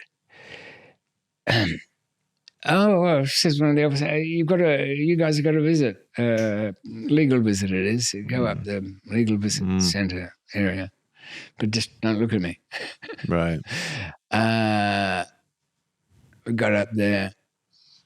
Nobody on duty, just one guy.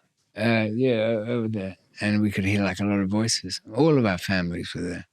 The whole lot, all in tears. A week later, my lawyer, well, he came earlier than that, but as soon as I saw him, I gave him a piece of paper with a name on it. I said, Rainer Ellinghaus, that was his name. Rainer, I'm going to, next time we go to court, I'm going to tell the police I've got a lot of confessing to do. Love confessing. And they'll take me across to their office, across the road, to do this confessing. And the way it works and the timing is it'll be about 10:15 because the administrative hearings they do in a batch first off, so they get rid of all that people. So anyway, it'll be within an hour from then. And give Danny $250,000, and I want 2 45s with silencers. Jimmy, I'm going through a list of crooks. I know, reliable ones. Jimmy's sister comes across the road. I don't want Jimmy. They know what he's like. They see him, they'll start firing, shooting everywhere. Jimmy's sister will come over and give me those guns. And then the truck, I told her to bring around a truck and all of that. It's obvious I'm going to go full Apache. Wow. Now you're about to bust out. Bust out and stay and cause havoc. Yeah. And annihilate everybody that I don't like, which is most people. So I'll give Rainer this much. He had the presence of mind to very gingerly hold that authority for the $250,000 and just sort of put it aside for a minute. David, I don't want to think. I know what your advice is going to be. There's a hearing, there's a whatever. I heard they refused permission for the funeral. Yes, they've refused that. And they're refusing back, and they're refusing everything, aren't they? Yeah. All right. But we didn't even last that long. Within days, we were put in a supermax high security place. Right. Because they went to all the witnesses, the couriers, and said, you know why the girls died? Because they had them killed. They're killing all of you witnesses, even at home, right? Just to prove how tough they are. Yeah, helpful. So we're in supermax. The witnesses have all themselves and made full and frank confessions in exchange for indemnity. So it's like 12 guys are people toast. Yeah. lined up against us. Okay. I'll cut a long story short here. 6 months trial. I mean, we can't even get to court without a helicopter and chains and all this stuff going on. 6 months trial, 119 witnesses, 6,000 pages of telephone intercepts and wiretaps and stuff like that. All these indemnified witnesses. But a long trial, the jury becomes another creature. Mm-hmm. They started out as one thing, but they didn't like. There's just one example, nothing more boring than a trial, but they got used to everybody lying on oath, swearing on the Bible, such and such is true, and it's not. They didn't like when somebody singled themselves out as being special. Oh, no, said Policeman X. I don't swear on the Bible because I'm an atheist. Anyway, he went on to tell his lies and swore on some other damn thing. And I could see in the jury's eyes, the fucking heathen, godless heathen has come in here. Instead of lying on oath like everybody decent is willing to do here, he wants to be special. They had this whole mechanism. They went out for a week. They kept coming back and saying to the judge they couldn't decide. All they wanted was the $50,000 in cash to look at, and the judge just kept sending them back out, and then they came back in. Decision? No, we're not working Sundays. We want a picnic. So they went out on a picnic on the Sunday. All these unheard of bits of crap with the jury, but the judge is terrified of a retrial. Doesn't want that. Finally, they come back. They do a compromise. They find me guilty of one thing, Michael guilty of one thing, out of the 12 counts. And that's enough for the judge. Yeah, thank you. Yeah. Done a good job. You can stay if you like, but I'm hanging these people. Wow. Didn't get the life sentence, but 10 to 15? Yeah, it was 15. And how much off that did you serve? 10 of it. Wow. Oh, I also got a charge with trying to escape my helicopter. Wow. That was... wow. How much extra time did you get for that? I got about 11 months or something. Oh, not bad. Wasn't bad. Worth it. Considering they bumped the charge up to conspiracy, because they couldn't prove anything, this helicopter crap. But you were plotting it, though. Oh, yeah, he would have needed air traffic control at that prison. Yeah. With all the helicopters coming in. So you got out, you're 34? And it's weird. It's one of the first things I tried to do, I went to the crematorium where Clelia was buried or interred. And I couldn't. The police were all over me, following me from the moment I got out of prison. They even came up and saw me a couple of months beforehand and said, waiting for you. Wow. Thank you. They let you know.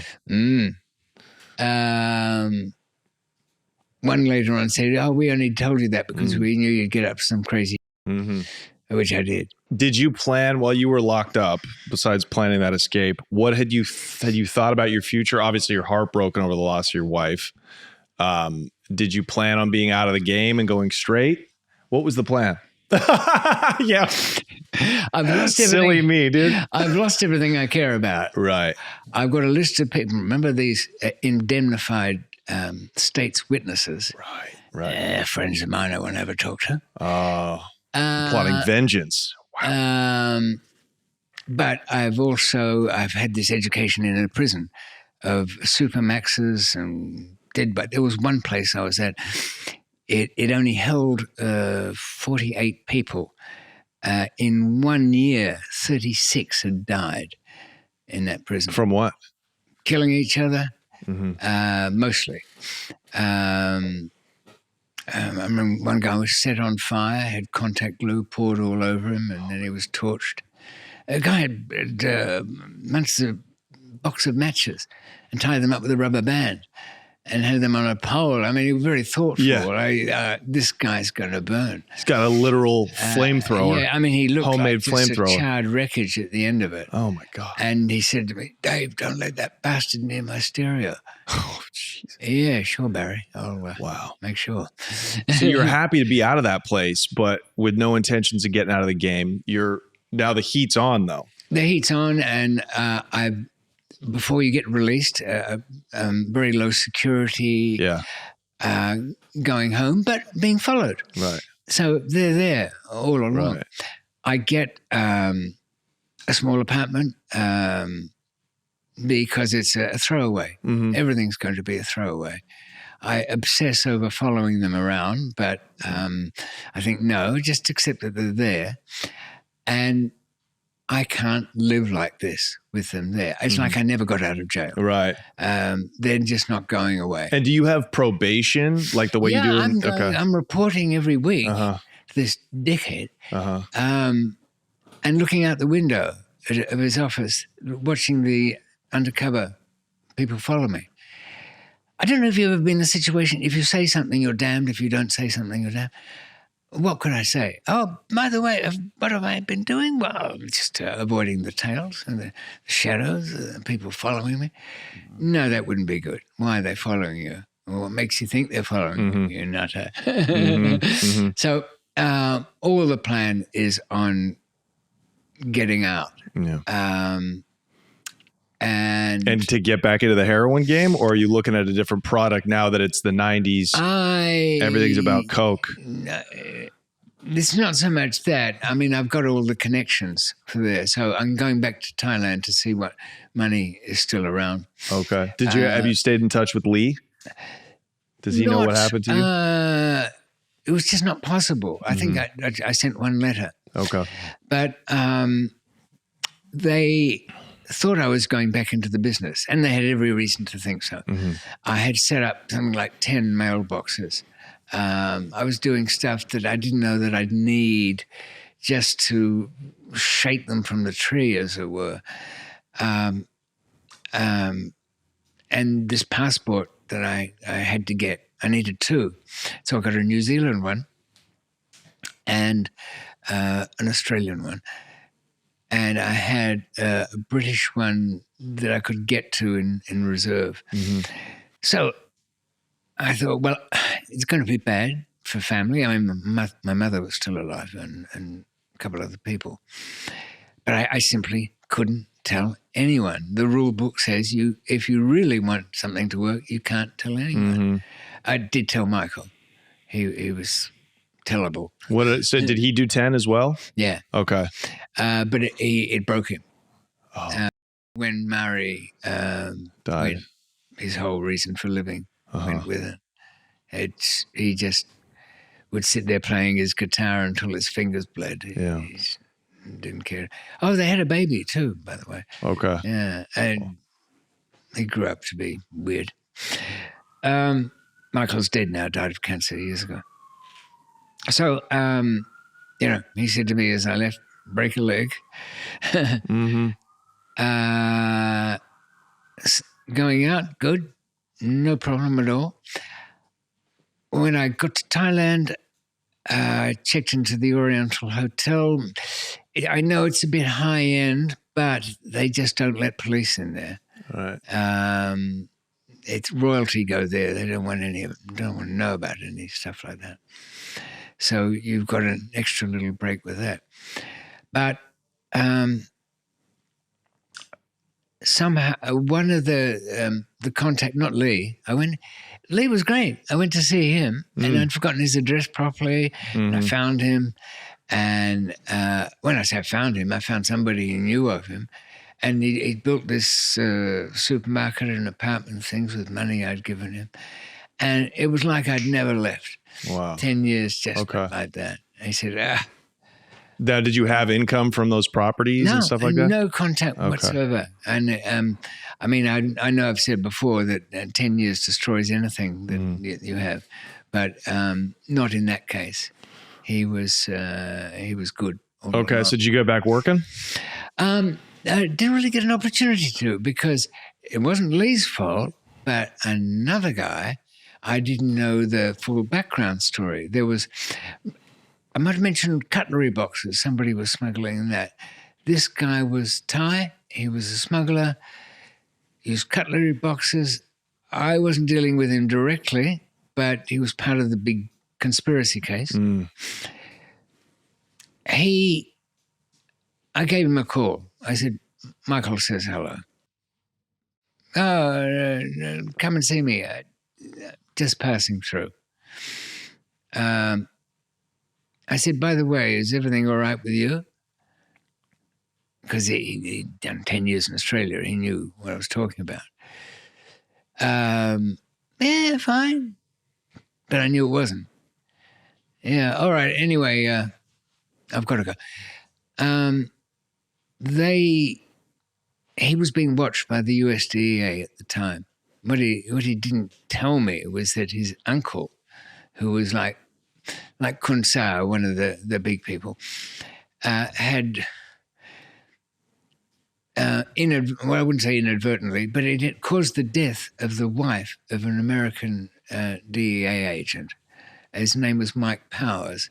It was Mrs. Powers who was kidnapped in Chiang Mai. Wow. Because Powers was running around to the farmers and all these laboratories, sticking his nose where he shouldn't have been. His boss told him off. He said, "What do you think you are? James Bond or something? You don't run around up here. We got an office. That's why we're here. We don't go searching about." Anyway, the uncle was under deep investigation, and when he hung up the phone, he called him.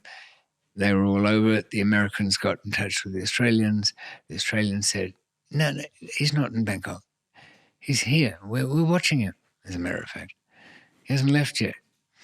No, he's here. I'd left. Imagine you've got to be somewhere and you want the people who are following you to believe that you're still where you're supposed to be. You leave your phone with your friend. In this case, it was Michael. And he goes to a payphone, rings my mobile number, my cell phone, and then plays a tape through it. It's a conversation between us. Wow. So they've got my phone in use, conversation with him. He's calling from a payphone. Everything's good in the world. I'm still around. Yeah. Even the conversation hints at why, it's just a couple of days before Christmas, I'm going underground for a bit, What's the plan? What's the plan here? Plan is pick up some money in Thailand.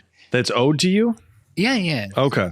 Money from Lee, go to Europe, rebuild. Right. Okay. And you have your fake passports, so I've got enough. You got enough passports? Enough. Okay. After that. I didn't really trust them, but I trusted them enough to get me safe until I got new ones. I see. And you were going to rebuild in a new market. I kind of liked the idea of going to South America. It had less law, less and more, and it was interesting. Anyway, it was interesting. Yeah, from a smuggling point of view, it was more to do. Get to the airport, they're everywhere.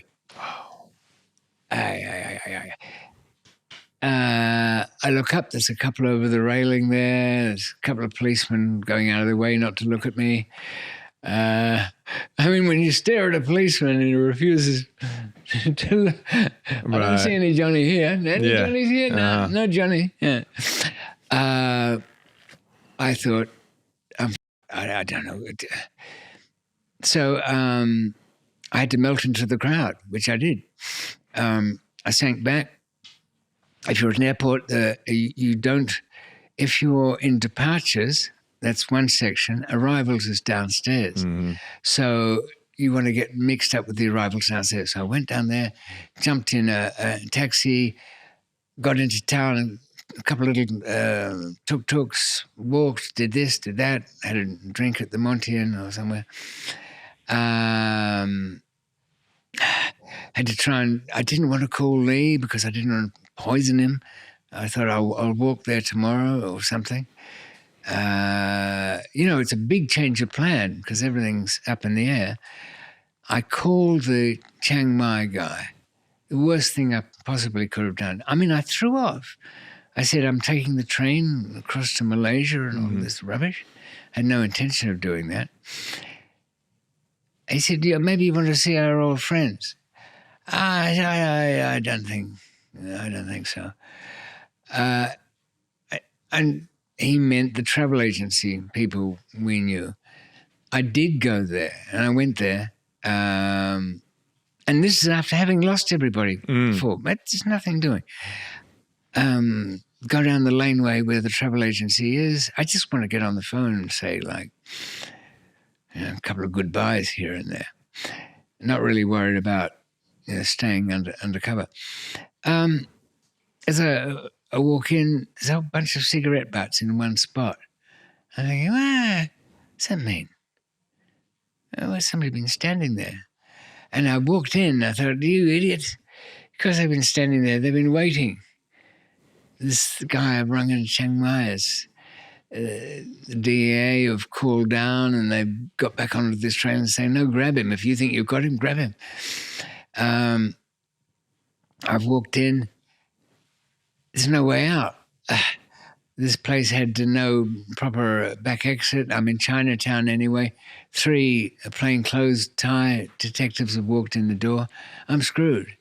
I only know, because of all the years of experience, I only know how screwed I really am, the depth of it. One had a gun. I was so bad about it. I thought, if I can get that gun, I said, it doesn't work. It's not loaded, cocked, it's finished. So what were you doing illegal? Because, you didn't have any dope on you. Like, what were they? Probably $112,000 US dollars in my bag. I had a couple of passports. So they got me on that. That's a year over there. Fake passports? Yeah. Okay. They're worth a year apiece. And then what about the money? The money, Conspiracy or does anything? all sorts of things. I mean, money really just, you might as well give it away because you're not getting it back. Right. And it only makes you look bad. So, But I thought you were facing the death penalty. I was. How? And off of this? Yeah, no, not off of that. Okay. They grab me. They take me back to Chinatown. It's full of policemen. There's USDA in there. One guy that I knew from the old court case, Bill Schenkman. There's a couple of Australians there, all hateful, looking all twisted up. I'm saying, look, I'm the one who should be miserable here today. Everybody's kind of jumped the gun. Maybe I have. I don't know what Anyway, I'm on my own here. None of you people are going to help. Why would you? I wouldn't. I'd just sit there and laugh. And that wasn't good enough for them. They were very disappointed that it was only worth a year and the money really wouldn't come to anything very much. So when I'd left the airport, when they did the sweep at the end of the day, all the people standing in line, was throwing their bits on the ground. There was about, what would it be, 34 or 36 grams of heroin swept up at the end of the day. That was all mine. And so they decided the weed wasn't going to do any good. It just muddies the water. So we'll clear away that. Yeah. We'll clear away this. We won't mention the money. That goes in the pocket. The other passport's good. Makes him look bad. Particularly bad. And that's just the right amount of drugs too, because that's death penalty at the airport. Holy. So just people discarding their heroin on the way to the airport. Yeah. And they use that to frame you. Wow. I was told later that there was plenty to choose from. There's a big kind of bowl, almost that size. It's like people's leftovers. Yeah, just my God. Get nervous, and I'm flinging that and all of that. And, my God. And the sweepers get a little reward when they bring it in and all of that kind of thing. Wow. So, so now you're screwed. I am a week in the Chinatown lockup. Chinese gamblers in there buy me a Christmas cake. I can hear the New Year's bells. I go to court. I see some guy running around in chains, and he's got not just any chains, but all polished things with what do you call it? Garters to hold them up, like he'd gone to some trouble. And he was Singapore Chinese, so I had a long talk with him. Right. I'll cut to it here. I get to the jail. I'm the only foreigner who doesn't seem to have any court papers. All I've got is a lawyer's business card with 7.2 G written on it, GMS. What is this your case? Yeah, 7 grams. All right. No chains for you. Anybody with facing the death penalty, they all get chains. See, the Singapore Chinese guy wised me up. I had a crash course. I wanted to die, but while I was dying, I thought I might as well hear what's what. Right. Worse things can happen on your way to death. Sure, of course. There's far worse things than death. So did you get chained up? No. Okay. Because my amount was so low. Okay. It was under the 1 ounce or whatever it is, 25 grams that means the death penalty. There's a guy from Hawaii. I told him, don't tear up your court papers. What do you got? Kilo. Just don't want to know about that. Holy. Tell him anything. Yeah. Whatever. You're dumb foreigner. You know, they don't know. They never heard of people like you lying. They're all suckers anyway on the courier side of it. Anyway, I was so miserable. I knew enough about it to know it was near on hopeless to win the case. Just about impossible. With the enemies I had, everybody, that would be worse. So I went out. I wanted to die. I couldn't find a way. It just dormitories with 164 people that had been made for 65 or something like that. Just screaming, noising, lights on all night, banging, crashing. Horrid. Playing some silly gambling game. Daytime, you go downstairs and your one luxury is a sort of fried donut and a cup of coffee or something like that. Then you've got to get organized with like getting some bedding and buying yourself a bit better. But like I said, it was all too horrible. I was trying to find I was looking at ways over the fences and the gates and where to go. And what did I want to do? What? Try and piece everything together? No. If my plans had been so meticulous, so exact, and yet they still screwed up, that I'd even took the trouble to plant myself in another country by recording, that all the documentation led somewhere else, that I'd done not a drop, not a piece of paper, nothing, every key accounted for, everything in place, and it's still screwed up. What's the point? Dusitani Hotel, perfect. I get to the top floor of that, I'm going for the big dive. I've had enough. I mean, I've been in like over 10 years in the worst prisons. So you were ready to throw yourself off the roof? I wanted dead. I just didn't want to play anymore. Okay. I wanted out, but just for the privacy so I could die. Yeah. You know, I was saved by a con man, this Boston guy. He spoke perfect Thai, 2 versions without an accent. He was smooth. He had it together. He's on a trivial sort of drug charge. It was something that would never get him more than a year anyway. But he came up to me and said, "You don't belong here." You know? And when you're at death's door, it's quite an encouraging thing to hear. Anyway, he gave me, I knew it was false hope. I knew it was but it was what I needed to keep me alive. You know, the soft soap of bollocks. Yeah. He was so confident he could get me bail. He'd bribe a doctor. He'd do this. Yeah. Yeah. Keep going, Dean. More of this. Yeah. I'm loving this. It's like anesthesia before you die, right? And, I need to get out of here. I can't stand it in this dorm. Anyway, next minute, I've been transferred to the main sentence prison, Klong Prim. I've bought a cell in there. I've renovated it. I've got the fan put in. I've had linoleum down. I've had the toilet done. I've got myself a little office down there. I've got cooks and cleaners and an ice guy who picks up my ice for me for the coolers and somebody to do the shopping. And my own guard, he's a complete drunk, but he's my drunk. Yeah. Another one to go down with my ATM cards, which I soon got posted over, for an honest 10%, then bring the cash back. So life is pretty good. In fact, it's so good in there, nobody thinks anything. The worst criticism is that I'm a bit snooty. I don't bother to talk to them for 10 minutes in the morning. Hi, and that's it. I go for my run. I have decent food. I listen to all the stories. But it's escape, a serious escape. And I knew the only way out is you do it yourself. Everything. Every single damn thing. And nobody wanted to go. I mean, I didn't go to the Thais, of course. They were told everybody. But no other foreigners. And, well, one guy, the Swedish guy. Why did you bring it to them?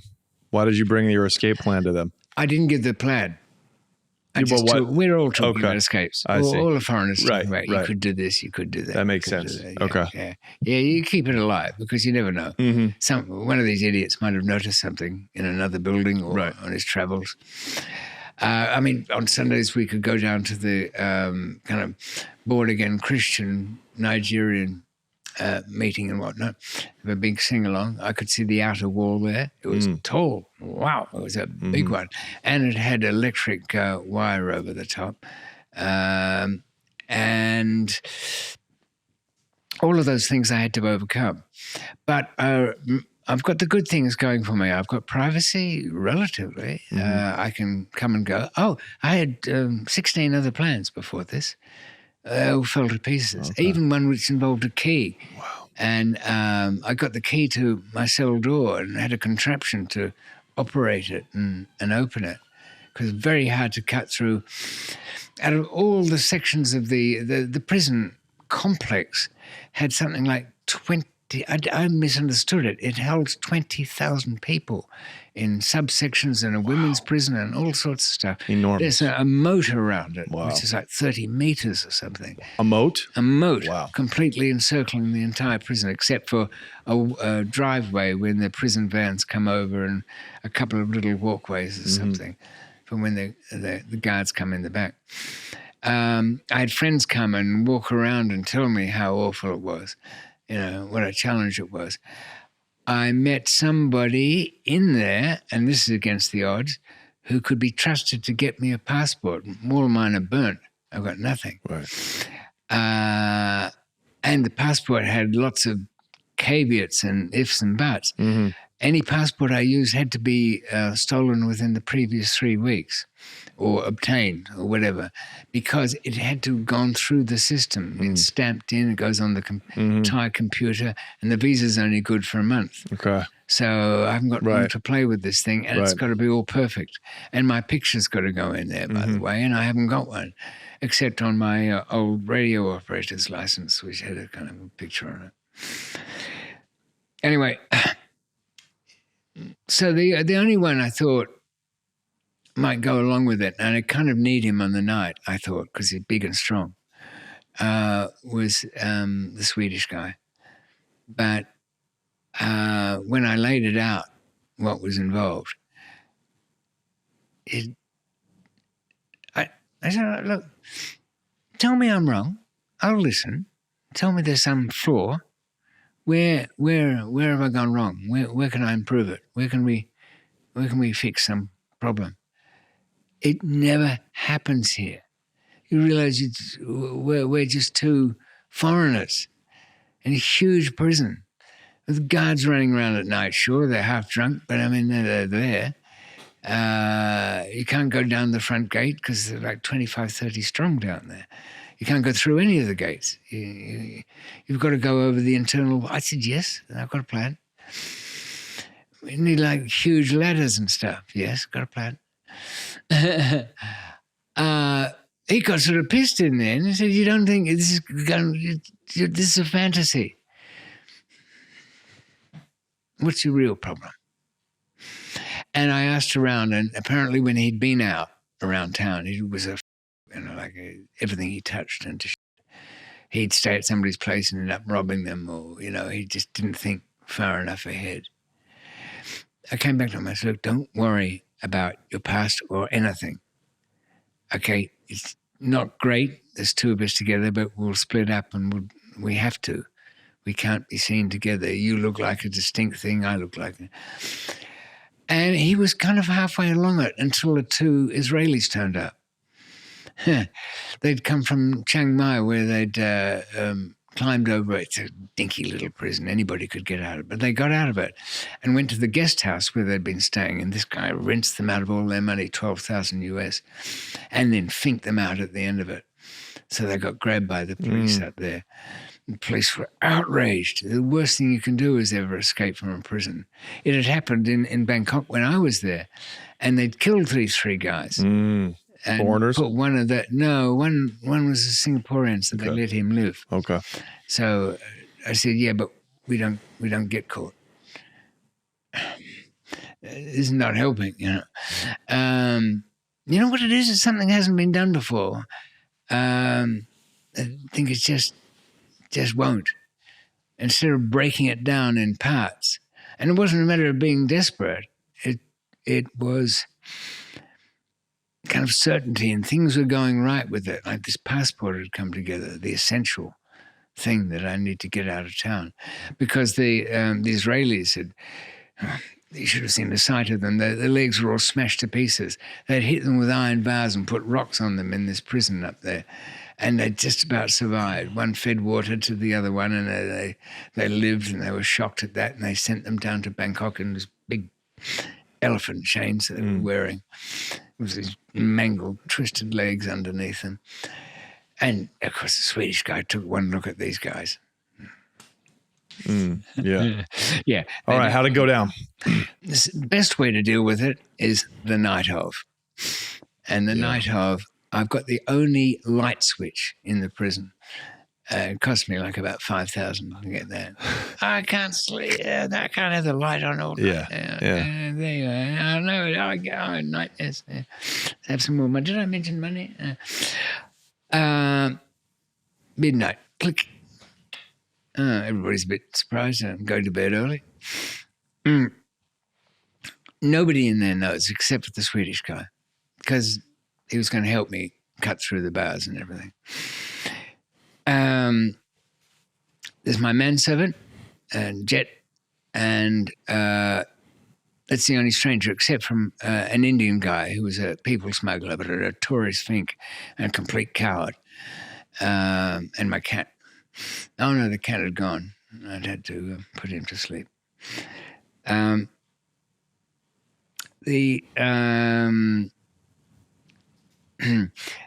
bookshelf in there came apart. The desk in there that had been built came apart. It became a series of steps to go up to the window.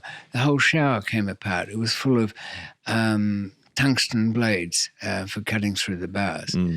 They'd been sent in by parcel with a load of pornography to throw them off the scent.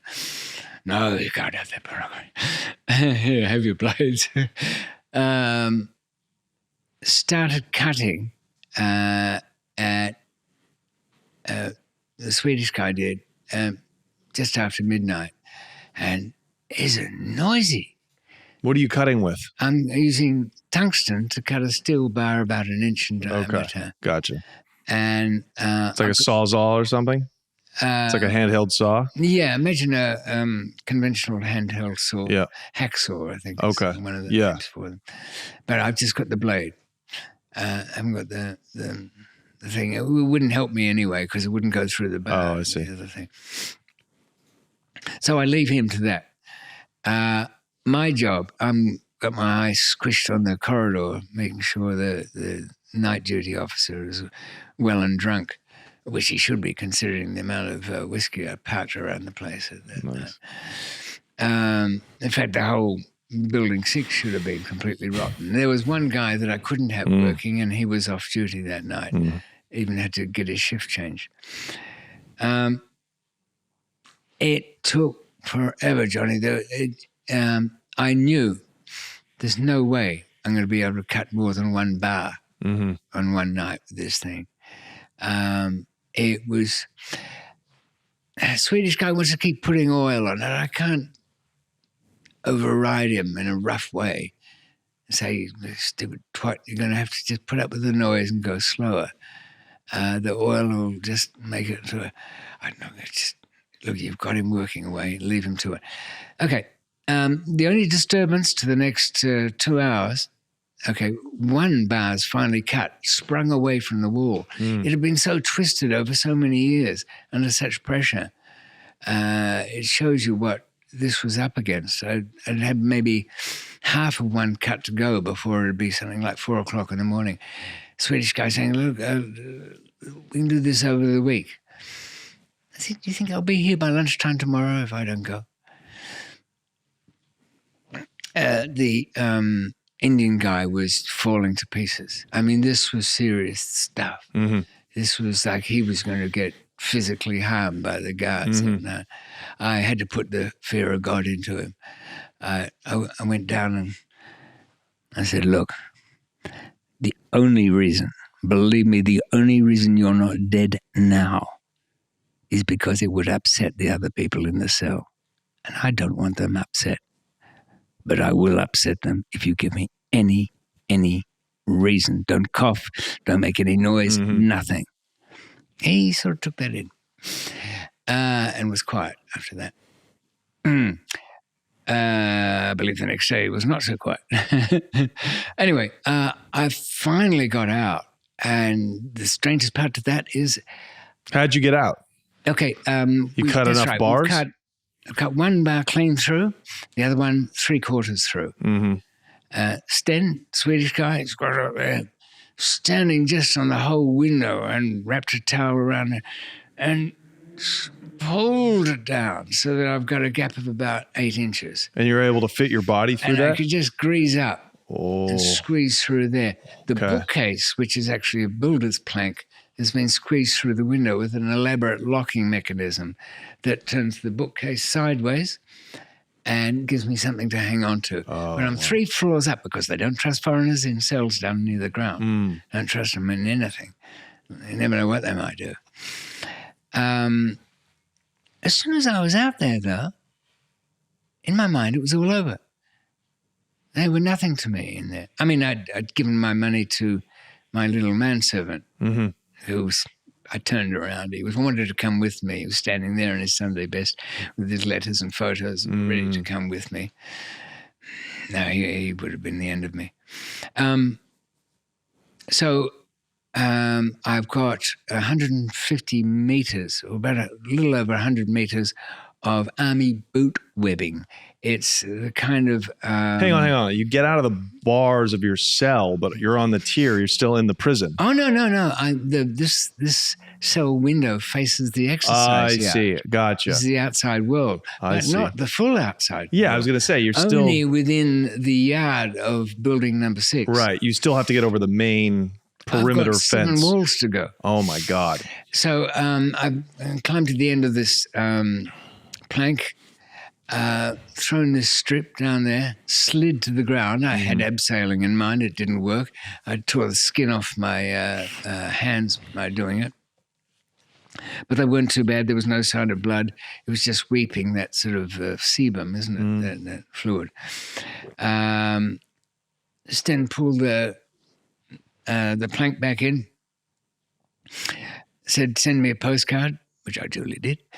I got down to the ground. I went to my office. I had to get out the things that had all been prepared for this. And that included 6 picture frames, big, solid-looking ones. Stan had pretended an interest in oil painting, made his own frames, stretched the canvas. But he didn't bother with the canvas, mainly the frame. So I had these heavy frames, and I went over to the Chinese funeral box factory, which was one of the factories in the prison, and it had long bamboo poles there. Put the bamboo poles on the ground inside the factory, and it was a job getting into that factory, but everything was noisy. That's the big difference. At night, all my timings meant nothing. Not a thing. Everything was noisy. I had to go slow. If I tried to take a nail out of something, it would scream the building down. Every footfall was a big crunch. Anyway, I've got into this factory with the bamboo poles. I've made 2 long ladders by putting the picture frames in between the 2 ladders on the ground. I've got gaffer tape, very strong, the strongest gaffer tape you're likely to get. Tape them all up so that 2 ladders are good to go. I've got a little backpack thing over my shoulder, but I'm stuck in this factory. I had to break out of that factory, go into the auto repair shop, which is part of this. I mean, Building 6 had 1,500 people in it. But that time of night, they can't see down there. The 4 guards that were on duty within the building were all asleep. their own trustees made up their beds at night, and drinks were provided and everything like that. So they're all right. Though one did get up and go and have a pee and splash some water over himself. I had to freeze for that.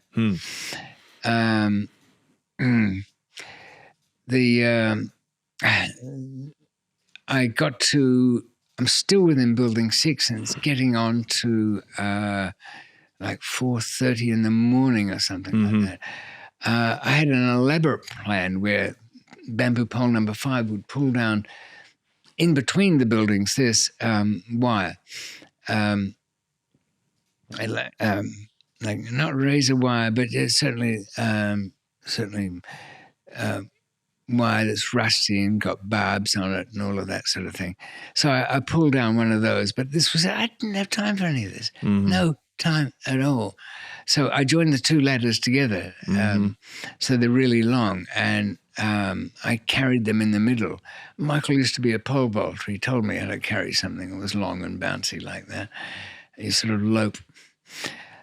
Propped one up against the wall, ran up the thing, tilted down, let it tilt up, climb back down. That's one wall dealt with. Okay. But I don't really know where the hell I am. Yeah. I've got an idea, but it looks different at night, and I half get lost. I go into one building I shouldn't be in, Building 5. Building 4, I don't want to go anywhere near because it's too noisy. I managed to get the general direction of what I thought was the back of the prison, to where this Sunday church meeting thing was, and I knew what the wall looked like at least. I went past the aid section, a whole lot of dying in there. You could smell them from a distance. All these, like, the only Thai prisoners who wouldn't rat me out, because some of them have whistles just for that job. If something happens at night, they blow the whistle, literally. But all these ones dying from age just flopped on the bed, all looking grey-faced and smelling like death. They had nothing to say to me, nor I to them. And you've got this ladder the whole time. You're just marching through this white guy, marching through the prison with a ladder. I've gone bang into something, and it's a mesh fence that I couldn't see in the darkness. So I had to back up and then go underneath the thing, all slimy, covered in mud. Then when I get to what I think is the rear of the prison, the outside wall, but a nice clean section between 2 of the guard towers. I can't see anybody in either. They might be out there, might be sleeping, I don't know what, but not annoying me anyway. I'm wrong as to where I think I am, but anyway. It's the outer wall. I know that. It's taller than any others. It's something like 18 meters. Now, that doesn't sound like a lot, but this is very, very high. It's at the limit of these 2 ladders joined together. Now, I can't even put it against the wall because there's another moat on the inside of the prison, and it's full of turds and sewerage and wine. Things, and if I put the ladder in there, it's going to catch on something, and I'll be trapped. I haven't got the strength to rip this out by force, and it might destroy my ladder anyway. And it's going to get wet, the tape that's holding it together. How to get... I've got 1 foot against the big wall between the 2 towers, and I've got to get my ladder up against that, and I can't because there's a moat there. If Sten had come with me, my big Swedish friend, whose usual explanation was to squash his way through things and brute his way things, I'd be dead now because we would have got caught. Okay. Because we would have been arguing over how to get this damn ladder. And they would have heard you. Right. Instead, I sat down, cleaned myself up a bit with my remaining water. Got it.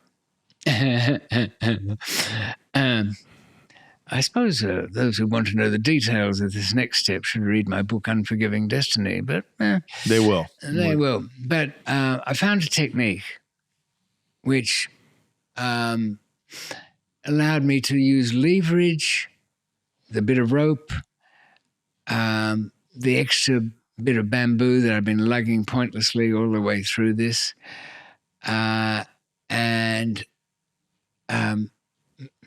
In short, it was meant pushing the ladder at an angle over against that wall, securing it by snapping off some of the bamboo and burying it in the ground, hammering it down and tying it. So that bit would swing around a bit. I see. That I could get to the other side and lift it up, rung by rung, up against me. Right, okay. And then get underneath it and rung by rung, Wow. tilt it up to the top. When I got to the top, it was a bit short. Electricity going on. But What dawn is was there happening. dawn? Dawn, and I'm in the wrong spot. I'm not at the back of the wall. I'm at the front of the building, just to the side, where everybody comes into work at 6 o'clock, and I've got 25 minutes. And I look like crap, and I'm in the wrong spot, and I've got electricity in front of me. But I'm dressed at least. They didn't wear, prisoners wear long pants in there because only guards wore long pants. I had a pair of khaki long pants, which I'm wearing. But even that, as I held myself, twisted over that last bit, toes and trainer tops just under the top of the wall, making sure I don't touch anything. I could feel electricity just being drawn through the sweat in my trousers. But I don't want to panic over that because I remember what happened to the two guys who did, and they fell into the monk's courtyard or whatever it is on the other side. Anyway, I've got enough rope just to slide down to the bottom where the moat is, and there's only one way to go. That is straight to the front where everybody's coming in. Mm-hmm. And what do I have to see me through that? Nominally, I worked at the umbrella factory because everybody had to have a job, and I paid somebody to do my work down there. And I had a pop-up black umbrella, which popped up and covered my pasty, round-eye Western. You had an umbrella with you? I had one of these little pop-up umbrellas. How did what? Oh, so that was going to be your disguise. You were going to. I thought, what happens when you're on the other side of that wall and they see a foreigner? Yeah. Screwed. Yep. If they don't see a foreigner and they see the khaki pants, guards sneaking into work, they did it all the time. Right. They came in that way. They lived on the other side of the moat. see. So how did you scale down the front of that wall? Oh, that one I slid down. Right. It didn't matter. It was a one-way journey. And you were landed in the moat. Not in the moat. They had a little path there, about 3 feet. But aren't you going to break your leg or? Oh, no. How high is 18 meters? I'm trying to. Oh, no, I don't drop from there. I've got enough of the rope left to see me to about 6 feet from it, which I can roll to a stop. see. And there was just enough. I'm praying for rain. I want this rain to justify the umbrella. It was just a little bit. Not to the satisfaction of every guard in every tower, though. A couple of them looked down. And I'm like Ripley and Alien, looking. Right. And you gotta can't step too big or else they'll see the khaki pants. Oh, no, that's all right. They see those because that's what the guards wore. Oh, right. Of course. So Sorry. that's fine. But what I did see was my own personal guard as I got around the front and went past the bakery and the coffee shop, and they were all just opening up, expecting visitors and things like that to come.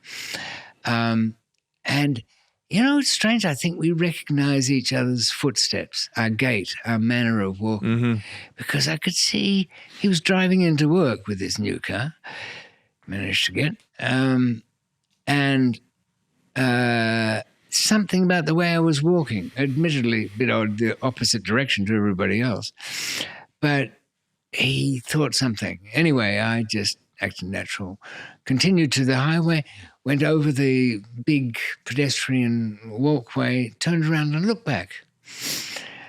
And I had to have a look. And I thought, put my umbrella away. I thought, yeah. Why don't they? Why do they stay? Wow. Well, look, we gotta wrap, but you can find out. I mean, we covered 1/3 of your career, maybe. Your story is so deep, and it didn't end there. You didn't get out of the game. What year was this you retired? This was 1996. Is when you escaped. When I escaped.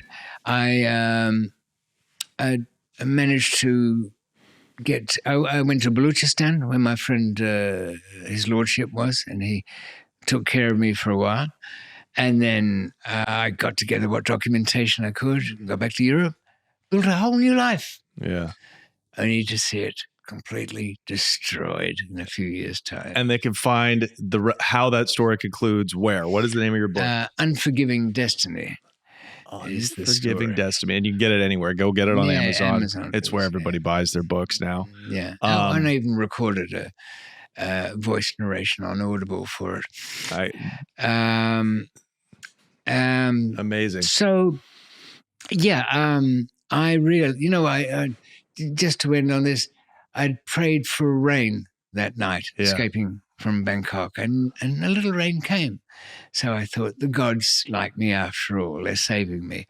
I realized years later, as I'm in some torture cell in a dungeon in Karachi, the electrodes being wired up to me, that they weren't cheering me on. They were laughing at me. The gods, as the spittle spread out from their mouths. Well, I think they wanted you to stay straight. They threw you a gift, and you looked that horse in the mouth. I definitely did. And a couple of friends who'd funded me to all of this gave me some very stern looks. Yeah. About you don't get chances like that every day of the week. You are one of the most remarkable drug smugglers, drug traffickers in the history of the illegal drug trade. You have such a perspective. I'm honored that you came here today. Well, I really thank you for putting up with me. Absolutely riveting. Littering your apartment. But, I hope London treats you well, and who knows? If I'm ever in the US, I'll make it a point of continuing on with whatever we feel like talking about. Maybe we'll do it. Maybe we'll do a part 2. But to get the full story, go get Unforgiving Destiny on Amazon. Thank you so much, my good friend. Good to see you. You too. All the best. Ding.